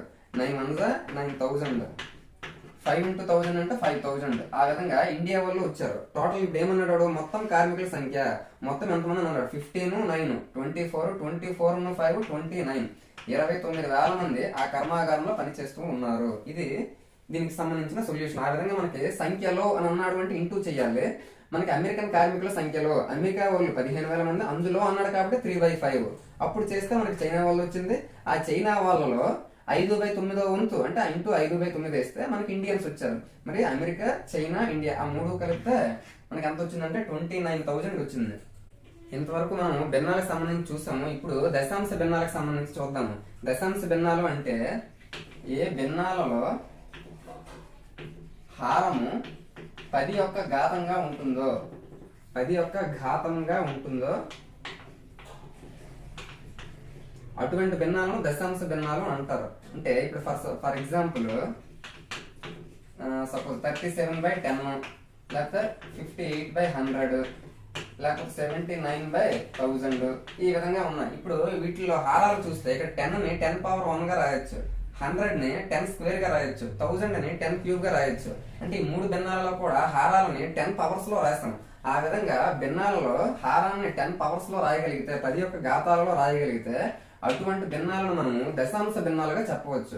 ఇప్పుడు 37/10 అనేది ఉంది కదా, ఆ 37/10 అంటే అర్థం అంటే ఇక్కడ కింద మనకి ఒక 0 ఉంది. ఒక 0 ఉన్నది అంటే మనం ఒక ప్లేస్ తర్వాత పాయింట్ పెట్టాలి అని అర్థం. ఇక్కడ 2 ప్లేసెస్ ఉన్నాయి కాబట్టి 1 ప్లేస్ తర్వాత అంటే 7 తర్వాత పాయింట్ రావాలి. అంటే దీని తర్వాత వాల్యూ ఎంత అవుతుంది 3.7 అవుతుంది. ఫర్ ఎగ్జాంపుల్ 58/100 ఉంది. 58/100 అంటే ఇప్పుడు ఇక్కడ కిందన 2 zeros ఉన్నాయి. 2 zeros ఉన్నాయి అంటే అక్కడ 2 ప్లేసెస్ తర్వాత పాయింట్ రావాలి. ఇక్కడ ఆల్రెడీ 2 ప్లేసెస్ ఉన్నాయి. 2 ప్లేసెస్ తర్వాత పాయింట్ రావాలంటే ఇక్కడ రావాలంటే దీని తర్వాత వాల్యూ ఎంత అవుతుంది 0.58 అవుతుంది. ఆ విధంగా దశాంశ భిన్నాలని మనం పాయింట్స్ లోకి మార్చాలి అంటే ఈ విధంగా మార్చచ్చు. ఇప్పుడు 0.58 ఉంది కదా, ఈ 0.58 లో మనకి ఇటువైపు ఏదైతే ఉన్నదో ఇప్పుడు ఇక్కడ 0 అయితే గానీ ఇక్కడ పాయింట్ తర్వాత లెఫ్ట్ సైడ్ ఏదైతే ఉన్నదో దాన్ని మనము పూర్ణాంక భాగము హోల్ నెంబర్ పార్ట్ గా చెప్పవచ్చు. హోల్ నెంబర్ పార్ట్, దాన్ని ఇంటిగ్రల్ పార్ట్ అని కూడా అంటారు. ఆ పాయింట్ తర్వాత ఏదైతే ఉంటుందో దాన్ని ఇక్కడ 0 పాయింట్ తర్వాత ఇక్కడ 58 ఉంది కదా, ఇక్కడ పాయింట్ తర్వాత 7 ఉంది కదా, ఆ పార్ట్ మనం డెసిమల్ పార్ట్ దశాంశ భాగముగా చెప్పవచ్చు. మరి పాయింట్ ఏమంటారు అంటే దశాంశ బిందువు, దశాంశ బిందువు, decimal point. Decimal point, point కి లెఫ్ట్ సైడ్ ఉండేదాన్ని పూర్ణాంక భాగం ఇంటిగ్రల్ పార్ట్, పాయింట్ తర్వాత ఉండేదాన్ని మనము డెసిమల్ పార్ట్ దశాంశ భాగంగా చెప్పవచ్చు. ఈ పాయింట్ తర్వాత ఏదైతే ఉన్నదో దాని తాలూకా వాల్యూ ఎప్పుడు కూడా లెస్ దాన్ 1 ఉంటుంది. ఇప్పుడు 0 పాయింట్ తర్వాత ఉండే 58 అంటే దాని అర్థం ఏంటి, 1 కంటే తక్కువ అని అర్థం. అంటే పాయింట్ తర్వాత వచ్చే దశాంశ భాగం ఎప్పుడు కూడా మనకి 1 కంటే తక్కువే ఉంటుంది. ఇప్పుడు చూస్తే ఇక్కడ 3.7 ఉంది, పాయింట్ తర్వాత 7 ఉంది కదా, ఆ 7.7 అనేది మనకి ఎంత ఉంటుంది అంటే 1 కంటే వాల్యూ తక్కువే ఉంటుంది. ఇప్పుడు కరెక్ట్ గా చూస్తే ఇప్పుడు ఒక నెంబర్ అనేది నేను తీసుకుంటాను. ఈ విధంగా 38.756 ఉంది. వీటి తాలూకా మనకి దశాంశ భిన్నాలకి స్థానాలు అంటే ఏ స్థానంలో ఇప్పుడు ఏదుందో చూద్దాం. ముందు ఇది పూర్ణాంక భాగము ఇంటిగ్రల్ పార్ట్ ఉంది కదా, ఇది 1's ప్లేస్ లో ఉంది, 1ల స్థానం, ఇది 10ల స్థానంలో ఉంది కాబట్టి 10's ప్లేస్ లో ఉంది. మరి పాయింట్ అటువైపు ఉండే వాటిని ఏ విధంగా చెప్తారు అని అంటే ఫస్ట్ ఉండేదాన్ని దశాంశ స్థానము, ఇంగ్లీష్ లో 10th, ఇది టెన్స్, ఇది TENS, ఇది TENTH 10th ప్లేస్. ఆ తర్వాత వచ్చేదాన్ని శతాంశము అంటే 100th, అంటే అన్నిటికీ చివర TH వస్తుంది. మరి ఆ తర్వాతది సహస్రాంశము, దశాంశము, శతాంశము, సహస్రాంశము, అంటే ఇదంతా మనకి 1000s, ఆ విధంగా TH వస్తుంది. నెక్స్ట్ ఇంకా మనకు ఒకవేళ సపోజ్ 6 పక్కన ఇంకా మనకి సపోజ్ 8 అని ఉందనుకోండి, దాని తాలూకు వాల్యూ ఎంత అవుతుంది అంటే దశ సహస్రాంశము. దశ సహస్రాంశము అంటే ఎంత అవుతుంది మనకి 10,000s, ఆ విధంగా TH వస్తుంది. 10,000 ఇటువైపు ఎలా ఉంటుంది, అటువైపు 10,000s ఉంటుంది. నెక్స్ట్ 8 పక్కన ఇంకా సపోజ్ ఒక 2 అనే నెంబర్ ఇంకొక నెంబర్ ఉందనుకోండి, అప్పుడు అది మనకి శత సహస్రాంశం. శత సహస్రాంశం అంటే అది మనకి ఏమవుతుంది అంటే శత సహస్రాంశం అంటే మనకి అది 1 lakh అవుతుంది. లాక్త్ అని అంటారు, LAKTH, లాక్త్ అని అంటారు. ఇప్పుడు మనం దీన్ని ఇంకా డెప్త్ గా దీని గురించి మనం తెలుసుకుందాం. నెక్స్ట్ ఇక్కడ ఒక నెంబర్ ఇచ్చాను 438.78562. ఈ నెంబర్ మనకి ప్లేస్ వాల్యూస్ ప్రకారంగా డివైడ్ చేస్తాం కదా, మామూలుగా ఎక్స్పాండెడ్ ఫార్మ్ రాస్తాం కదా. ఇప్పుడు దీనికి రాద్దాం. ఫస్ట్ 8 ఏమో 1's ప్లేస్ లో ఉంది కాబట్టి 8 into 1. నెక్స్ట్ 3 ఏమో 10's ప్లేస్ లో ఉంది కాబట్టి 3 into 10. 4 ఏమో 100 ప్లేస్ లో ఉంది కాబట్టి 4 into 100. మరి పాయింట్ కి మనకి ఈ విధంగా పూర్ణాంక భాగం ఇంటిగ్రల్ పార్ట్ ఉంటే ఏ విధంగా ఎక్స్పాండెడ్ ఫార్మ్ రాయాలో మనకు తెలుసు. పాయింట్ తర్వాత వచ్చేటప్పుడు ఇప్పుడు 7 ఏమో దశాంశ స్థానంలో ఉంది, డెసిమల్ పార్ట్ లో ఉంది కాబట్టి ఇది 7/10 అవుతుంది. నెక్స్ట్ 8 ఏమో 100th అంటే శతాంశ మానంలో ఉంది కాబట్టి ఇంతకు ముందే మనం చెప్పుకున్నాము, ఇది 100 ప్లేస్ లో ఉంది కాబట్టి 8/100 అవుతుంది. ప్లస్ నెక్స్ట్ 5 ఏమో 1000 ప్లేస్ లో ఉంది కాబట్టి 5/1000 అవుతుంది. నెక్స్ట్ 6 ఏమో 10,000 ప్లేస్ లో ఉంది కాబట్టి 6/10,000 అవుతుంది.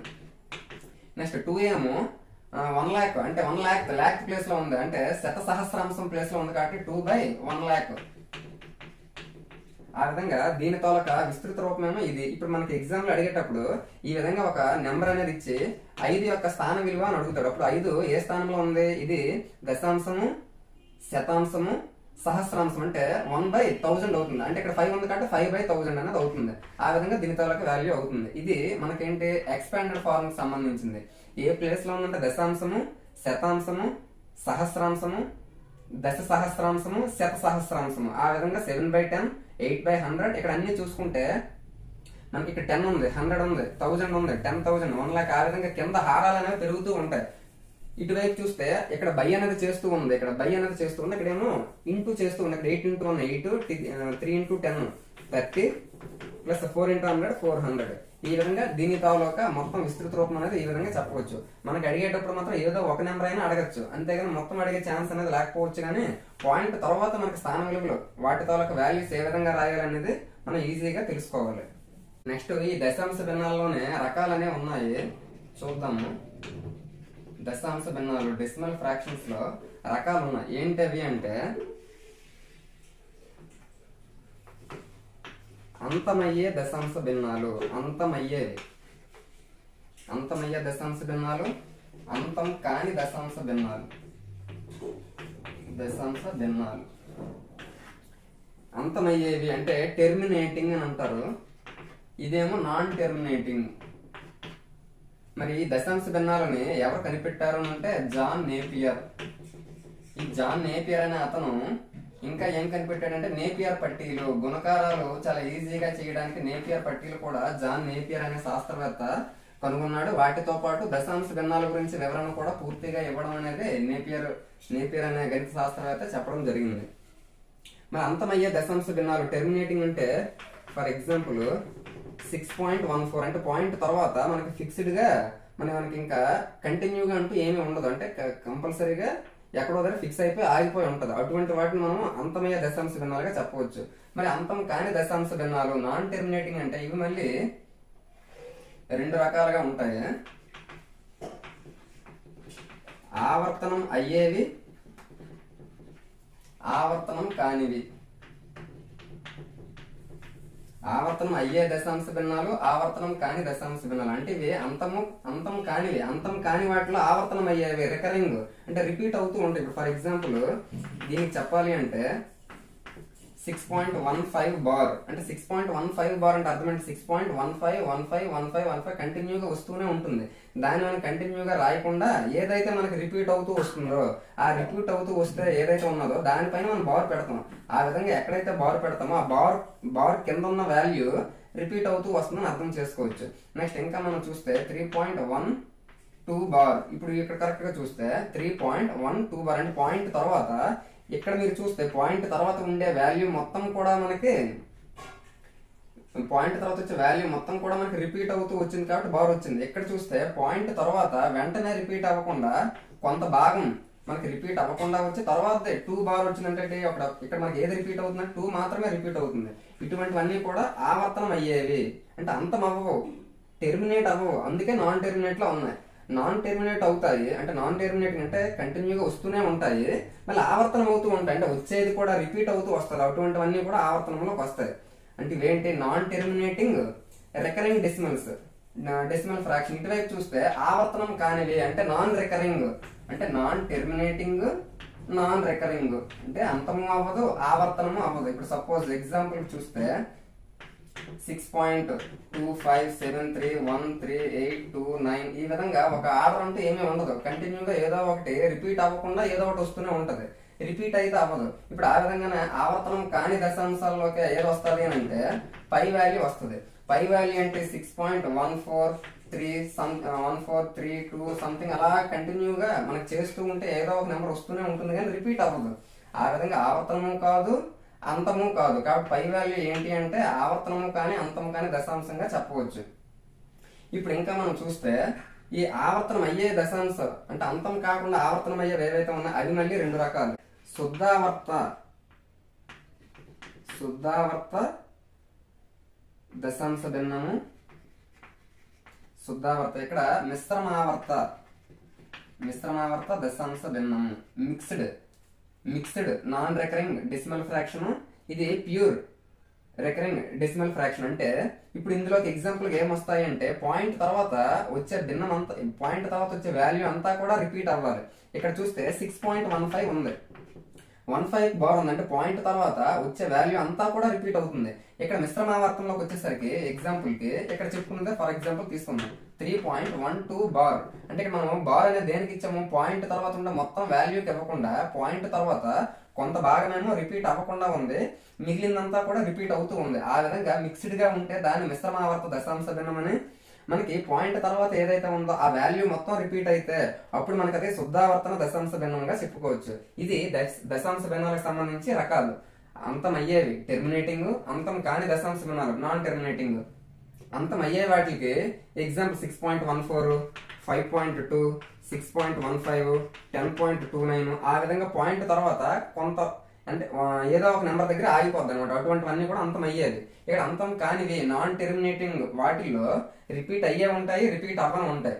రిపీట్ అయ్యేవి రికరింగ్ అని అంటారు. అంటే నాన్ టెర్మినేటింగ్ రికరింగ్ డెసిమల్స్ ఆవర్తనం అయ్యేవి, అంటే పాయింట్ తర్వాత కొంత స్థానం తర్వాత మనకి రిపీట్ అవుతూ ఉంటాయి. అటువంటివన్నీ ఆవర్తనం అయ్యేవి.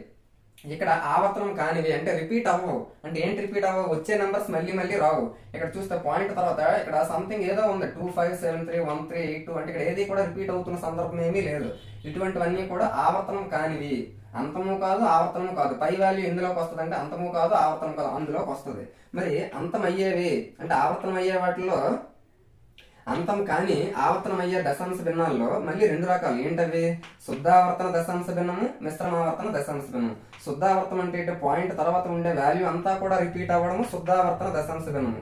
మరి మిశ్రమావర్తన దశాంశ భిన్నం అంటే ఏంటి? పాయింట్ తర్వాత కొంత భాగం ఏమో, ఇప్పుడు సపోజ్ 8.2536 బార్. ఇప్పుడు ఈ విధంగా ఉంటే పాయింట్ తర్వాత ఉండే వాల్యూ అంతా కూడా రిపీట్ అవ్వలేదు. పాయింట్ తర్వాత కొంత భాగం రిపీట్ అవ్వకుండా ఉన్నది, ఇంకొంత భాగం ఏమో రిపీట్ అవుతూ ఉంది. ఆ విధంగా మిక్స్డ్ గా ఉంటే దాన్ని మిశ్రమావర్తన దశాంశ భిన్నంగా చెప్పవచ్చు.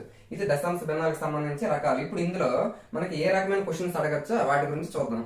నెక్స్ట్ ఈ దశాంశ భిన్నాలలో మోస్ట్ ఇంపార్టెంట్ సబ్ టాపిక్ గా ఏం చెప్పుకోవచ్చు అంటే వ్యవధి, అవధి. వాటికి సంబంధించి చూద్దాం. వ్యవధి, అవధి. వ్యవధి అంటే పీరియడ్, అవధి అంటే పీరియాడిసిటీ. పీరియాడిసిటీ అంటే లెంత్ ఆఫ్ ద పీరియడ్ గా చెప్పుకోవచ్చు. ఇంకొక పేరుతో కూడా పిలవచ్చు, లెంత్ ఆఫ్ పీరియడ్.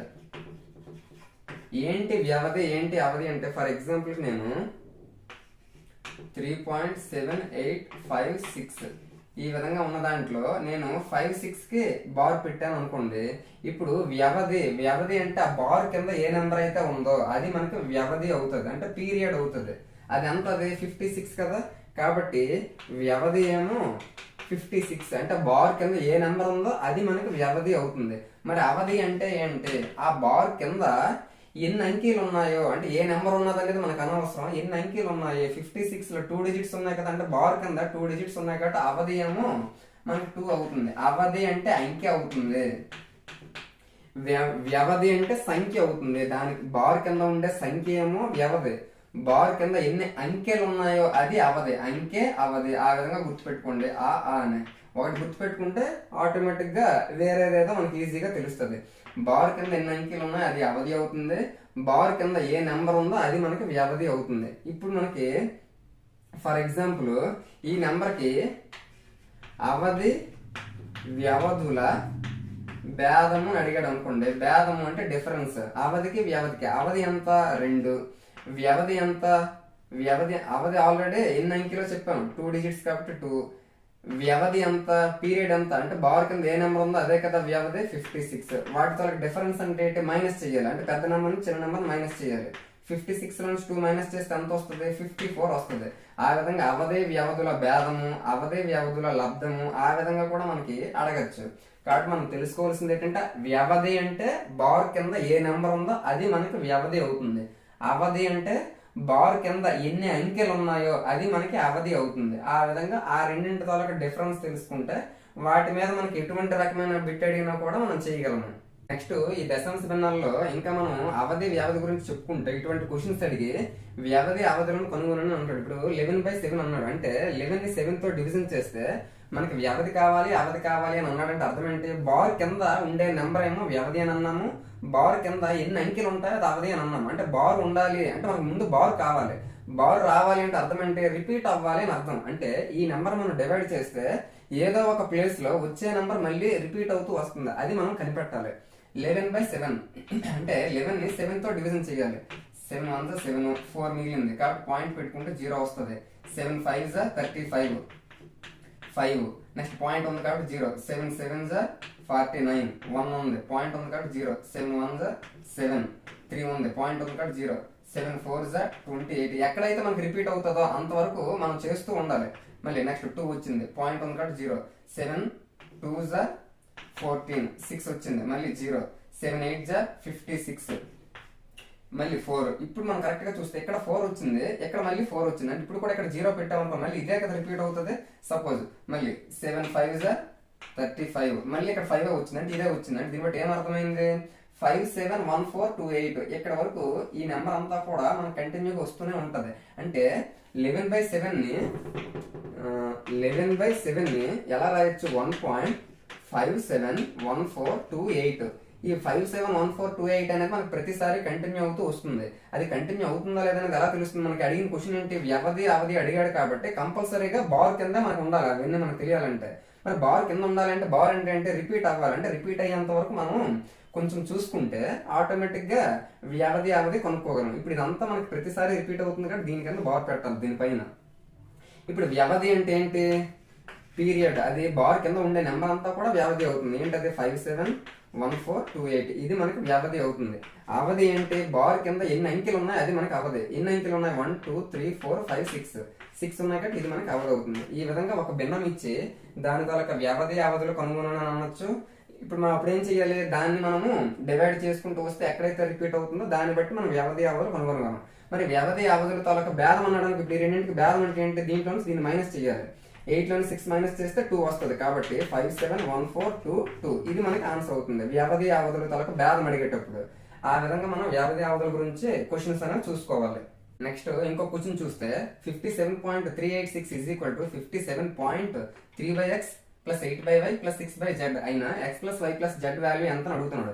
మనకి పాయింట్స్ దశాంశాలకు సంబంధించి మనకి ఇది విస్తృత రూపం ఎక్స్పాండెడ్ ఫార్మ్ ఏ విధంగా రాయాలో ఆల్రెడీ మనం చెప్పుకున్నాము. దాని ప్రకారంగా దీన్ని చేస్తే మనకి ఇక్కడ 57 ఉంది, ఇక్కడ 57 ఉంది. దానికి ఇక్కడ ఎక్స్లు వైలు మనకి ఏమీ లేవు కాబట్టి దీని గురించి మనం మాట్లాడాల్సిన అవసరం లేదు.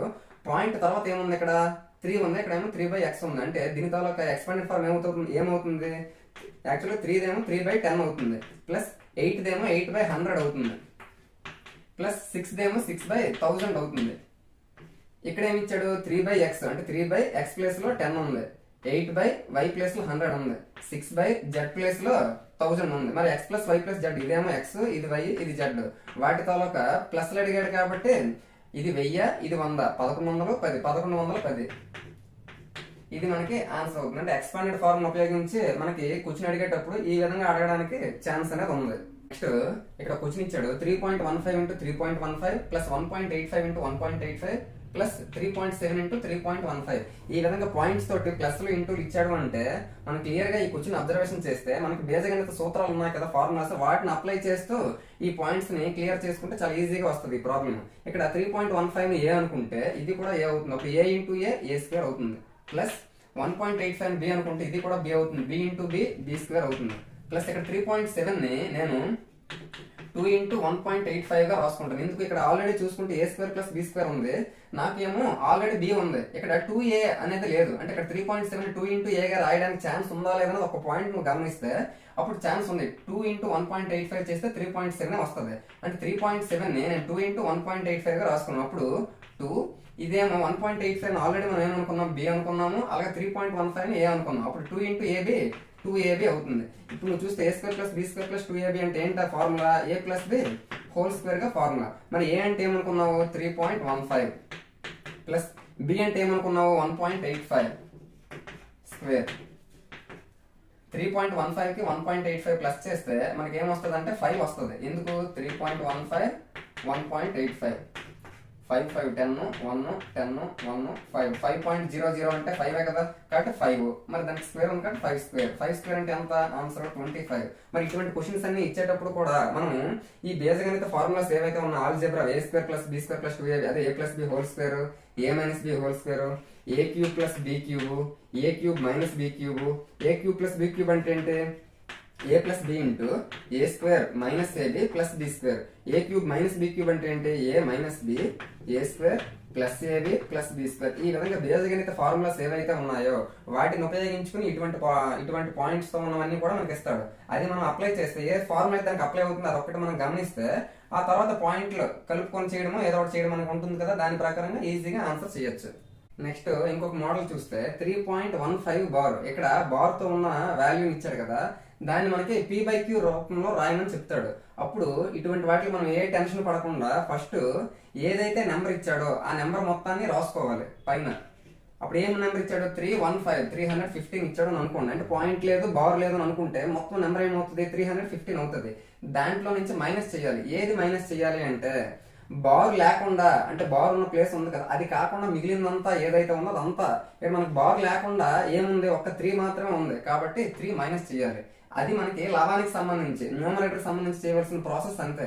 బై హారం గురించి చూస్తే మనకి పూర్ణాంక భాగం ఇంటిగ్రల్ పార్ట్ ఏదైతే ఉందో దాని గురించి మరి ఆలోచించాల్సిన అవసరం లేదు.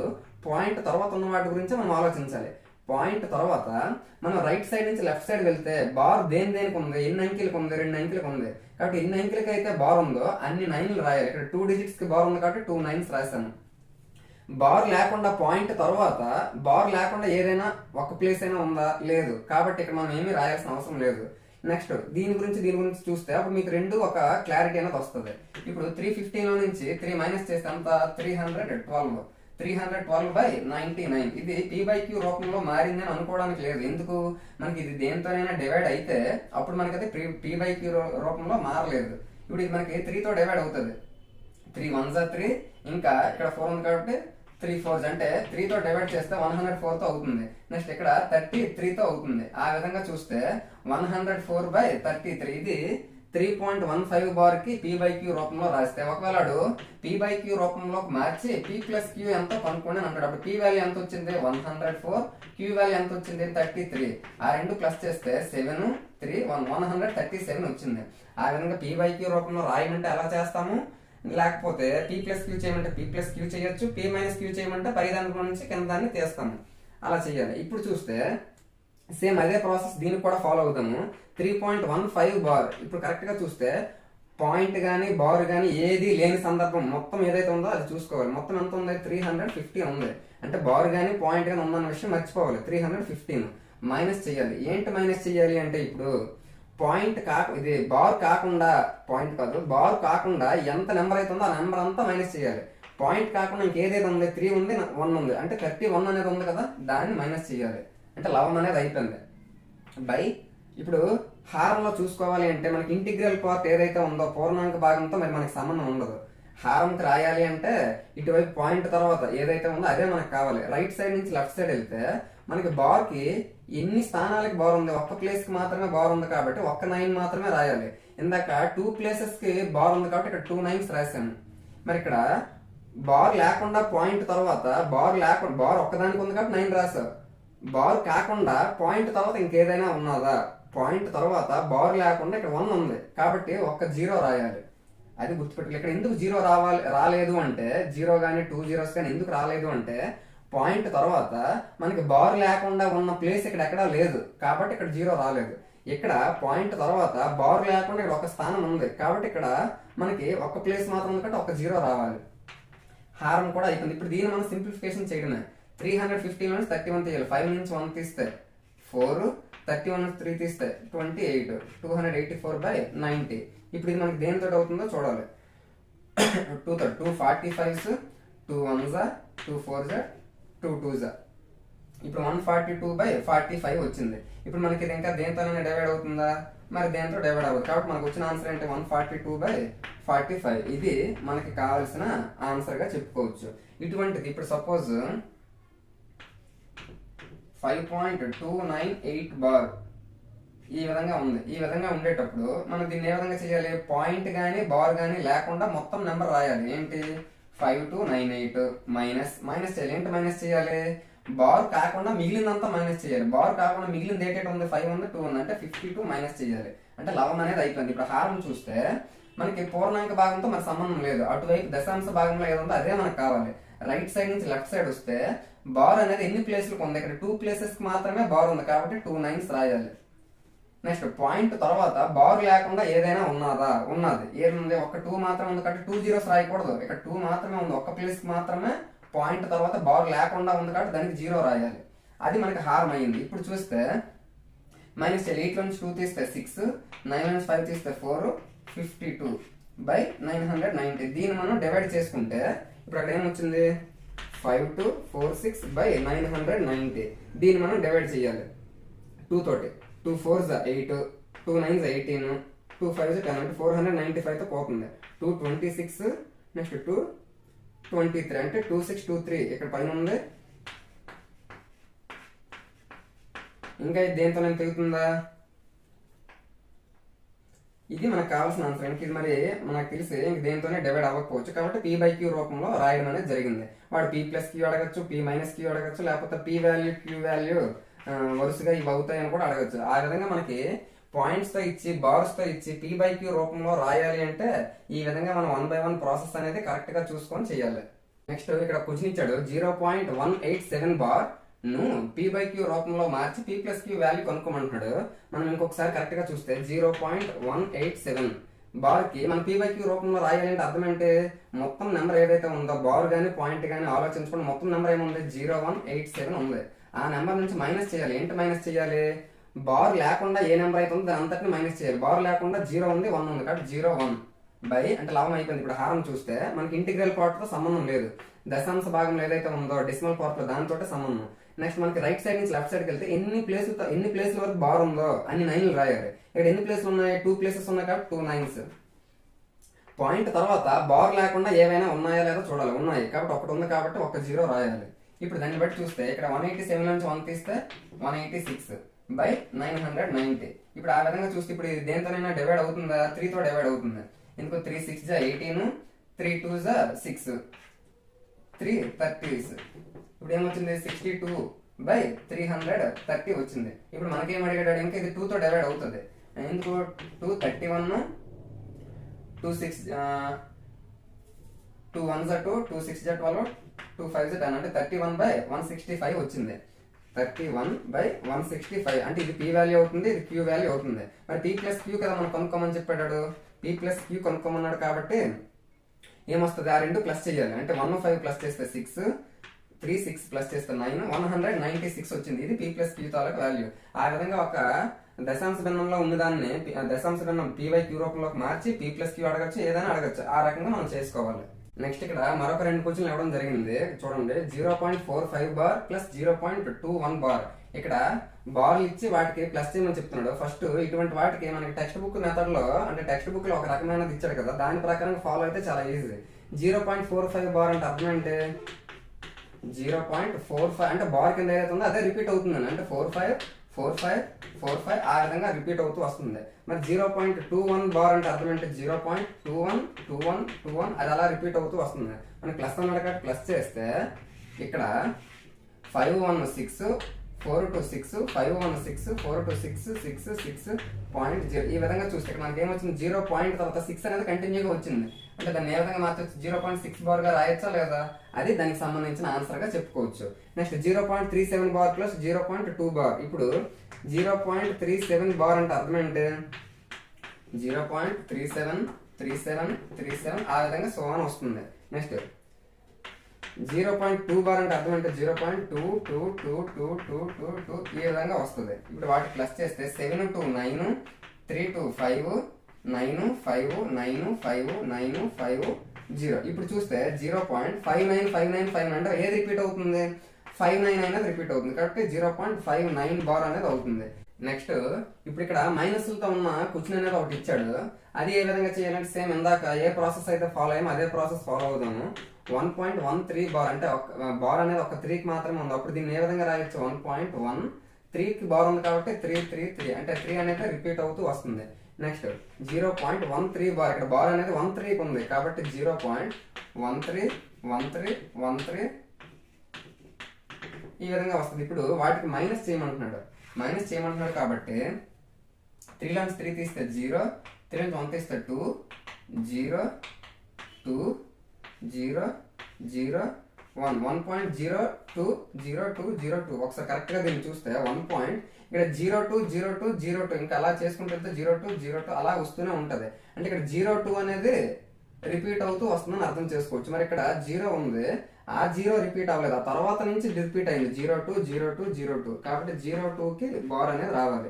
ఇప్పుడు దీన్ని మనం విడదీసుకోమని అడిగాడు అనుకున్నాడు అంటే వాడే మనకి పీ బై క్యూ రూపంలో ఇచ్చాడు అనుకోండి ఆప్షన్స్. ఈ విధంగా ఇస్తే ప్రాబ్లం లేదు, ఒకవేళ ఆప్షన్స్ ఆ విధంగా ఇస్తే అప్పుడు మొత్తం నెంబర్ అంటే 1002 అందులో నుంచి బార్ లేకుండా ఏది ఉంది 10 ఉంది కాబట్టి 10 మైనస్ చేయాలి బై పాయింట్ తర్వాత 2 ప్లేసెస్ కి బార్ ఉంది కాబట్టి 99, పాయింట్ తర్వాత ఒక ప్లేస్ కి బార్ లేదు కాబట్టి ఒక 0. ఇప్పుడు దీన్ని రాసుకుంటే ఇదేమవుతుంది, 1002 నుంచి 10 తీస్తే 9992 అవుతుంది. సారీ 992 అవుతుంది. 992 బై 990. ఇప్పుడు దీన్ని బై చేస్తే 2 తో డివైడ్ అవుతుంది. అప్పుడు ఏమవుతుంది, ఇది 96 అవుతుంది పైది, కిందదేమో 495 అవుతుంది. ఇది మనకి p/q రూపంలో వచ్చిన తాలూకా వాల్యూ. మనకి మైనస్ అడిగేటప్పుడు ఈ ప్రాసెస్ ఫాలో అవ్వాలి, ప్లస్ అడిగేటప్పుడు కూడా ఈ ప్రాసెస్ ఫాలో అవ్వాలి. ఇది మనకి ఈ విధంగా ప్లస్ మైనస్ అడిగేటప్పుడు ఈ ప్రాసెస్, ఒకవేళ ఇంటూ కానీ డివిజన్ కానీ అడిగేటప్పుడు ఏ రకమైన ప్రాసెస్ ఫాలో అవ్వాలో చూద్దాం. నెక్స్ట్ ఇక్కడ ఇంటూ తోటి డివిజన్ తోటి ఒక క్వశ్చన్ అనేది ఇవ్వడం జరిగింది. 1.8 బార్ ఇటువంటివి ఇంటూతో కానీ డివిజన్తో కానీ ఇస్తే అప్పుడు మనము ఇంతకుముందు p/q రూపంలో ఏ విధంగా రాసామో అలా రాసుకుంటేనే ఈజీ. ఇప్పుడు దీన్ని 1.8 బార్ ఎలా రాయొచ్చు, టోటల్గా 18 మొత్తం రాసాను, 18 మైనస్ బార్ లేనిది ఏంటి 1 బై పాయింట్ తర్వాత బార్ ఉంది ఒక ప్లేస్ కాబట్టి 9, పాయింట్ తర్వాత బార్ లేకుండా ఏది లేదు కాబట్టి ఏది రాయలేదు. ఒకవేళ పాయింట్ తర్వాత బార్ లేకుండా ఒక ప్లేస్ ఉందనుకోండి, అప్పుడు ఇక్కడ 0 రాయాలి, ఏది లేదు కాబట్టి వదిలేయడమే. ఇంటూ 0.2 బార్ అంటే అప్పుడు ఏమవుతుంది, టోటల్గా 2 మైనస్ ఇక్కడ బార్ లేకుండా ఇంకేముంది 0 ఉంది కాబట్టి 0 బై పాయింట్ తర్వాత బార్కి ఒక ప్లేస్ ఉంది కాబట్టి 9, పాయింట్ తర్వాత బార్ లేకుండా ఏది లేదు కాబట్టి ఏది రాయలేదు. ఇప్పుడు అది ఏమవుతుంది, 18 మైనస్ 1 అంటే 17 బై 9 ఇంటూ 2 మైనస్ 0 అంటే 2 బై 9. అప్పుడు ఏమవుతుంది, 17 2 34 బై 9 9 81. ఇది మనకి కావాల్సిన p/q రూపంలో కావాలి. ఇప్పుడు చూస్తే నెక్స్ట్ ఇంకా ఏమైనా ఇప్పుడు ఇక్కడ డివిజన్ ఇచ్చాడు, సేమ్ 1.8 బార్ చేస్తే ఏమొచ్చింది, 1.8 బార్ చేస్తే 17 బై 9 వచ్చింది. 17 బై 9 డివైడెడ్ బై 0.2 బార్ చేస్తే ఏమొచ్చింది, 2 బై 9 వచ్చింది, 2 బై 9. ఇప్పుడు డివైడెడ్ బై పోవాలి అంటే నేను ఒక పని చేస్తాను, డివైడెడ్ బై పోయి ఇంటూ వచ్చి అంటే డివైడెడ్ ప్లేస్ లో ఇంటూ రాసి తర్వాత వచ్చే భిన్నాన్ని రివర్స్ చేస్తే సరిపోద్ది. ఇక్కడ 2 బై 9 ఏమో ఇక్కడ 9/2 అవుతుంది. అప్పుడు 9 9 క్యాన్సిల్ అయ్యి 17/2 మిగులుతుంది. ఆ విధంగా డివిజన్ గానీ ఇంటూ గానీ ఇచ్చేటప్పుడు ఏదైతే మనం ముందుగా p/q రూపంలో రాసుకుంటామో ఆ విధంగా రాసుకుంటేనే ఇవనేవి ఇంటూతో ఉన్నా డివిజన్ తో ఉన్నా ఈజీగా చేయొచ్చు. నెక్స్ట్ చూస్తే ఇక్కడ ఈ క్వశ్చన్ అనేది చాలా చాలా ఇంపార్టెంట్. ఇప్పుడు ఇక్కడ 15.28 బార్ ఉంది ఇంటూ 10. ఇప్పుడు ఇది చేస్తే ఏ విధంగా వస్తుంది అంటున్నాడు. ఫస్ట్ 15.28 అంటే అర్థం ఏంటి, 28 బార్ అంటే అర్థం ఏంటి, 15.28 బార్ ఉందంటే 28 అనేది రిపీట్ అవుతూ వస్తుందని అర్థం. దానికి ఇంటూ 10 చేయమన్నాడు. ఆ విధంగా ఇంటూ 10 చేయమన్నాడు అంటే ఇక్కడ ఒక 0 ఉంది కాబట్టి ఒక ప్లేస్ అనేది ముందుకు వెళ్ళాలి. అప్పుడు ఏమవుతుంది, 152 పాయింట్ ఎక్కడికి వచ్చింది, అప్పుడు ఇక్కడ ఏముంది 8 ఉంది, నెక్స్ట్ 2 ఉంది, 8 2 8 2 ఆ విధంగా ఉంది. ఇప్పుడు కరెక్ట్ గా చూస్తే 152 పాయింట్ ఇక్కడ 8 2 అంటే 8 అనేది మనకి రిపీట్ అవుతూ వస్తుంది. అప్పుడు 8 ఏం చేయొచ్చు, బార్ చేయొచ్చు. ఆ విధంగా చూడాలి.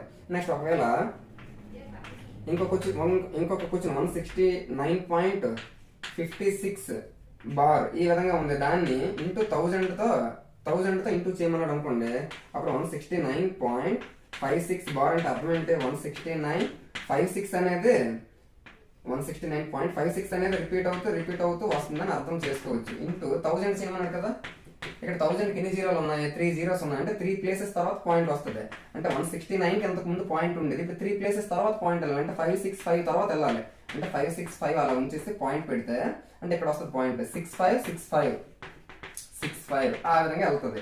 ఇప్పుడు చూస్తే ఇదేమవుతుంది, 169.565.65 అంటే 65 అనేది రిపీటెడ్ గా వస్తుంది.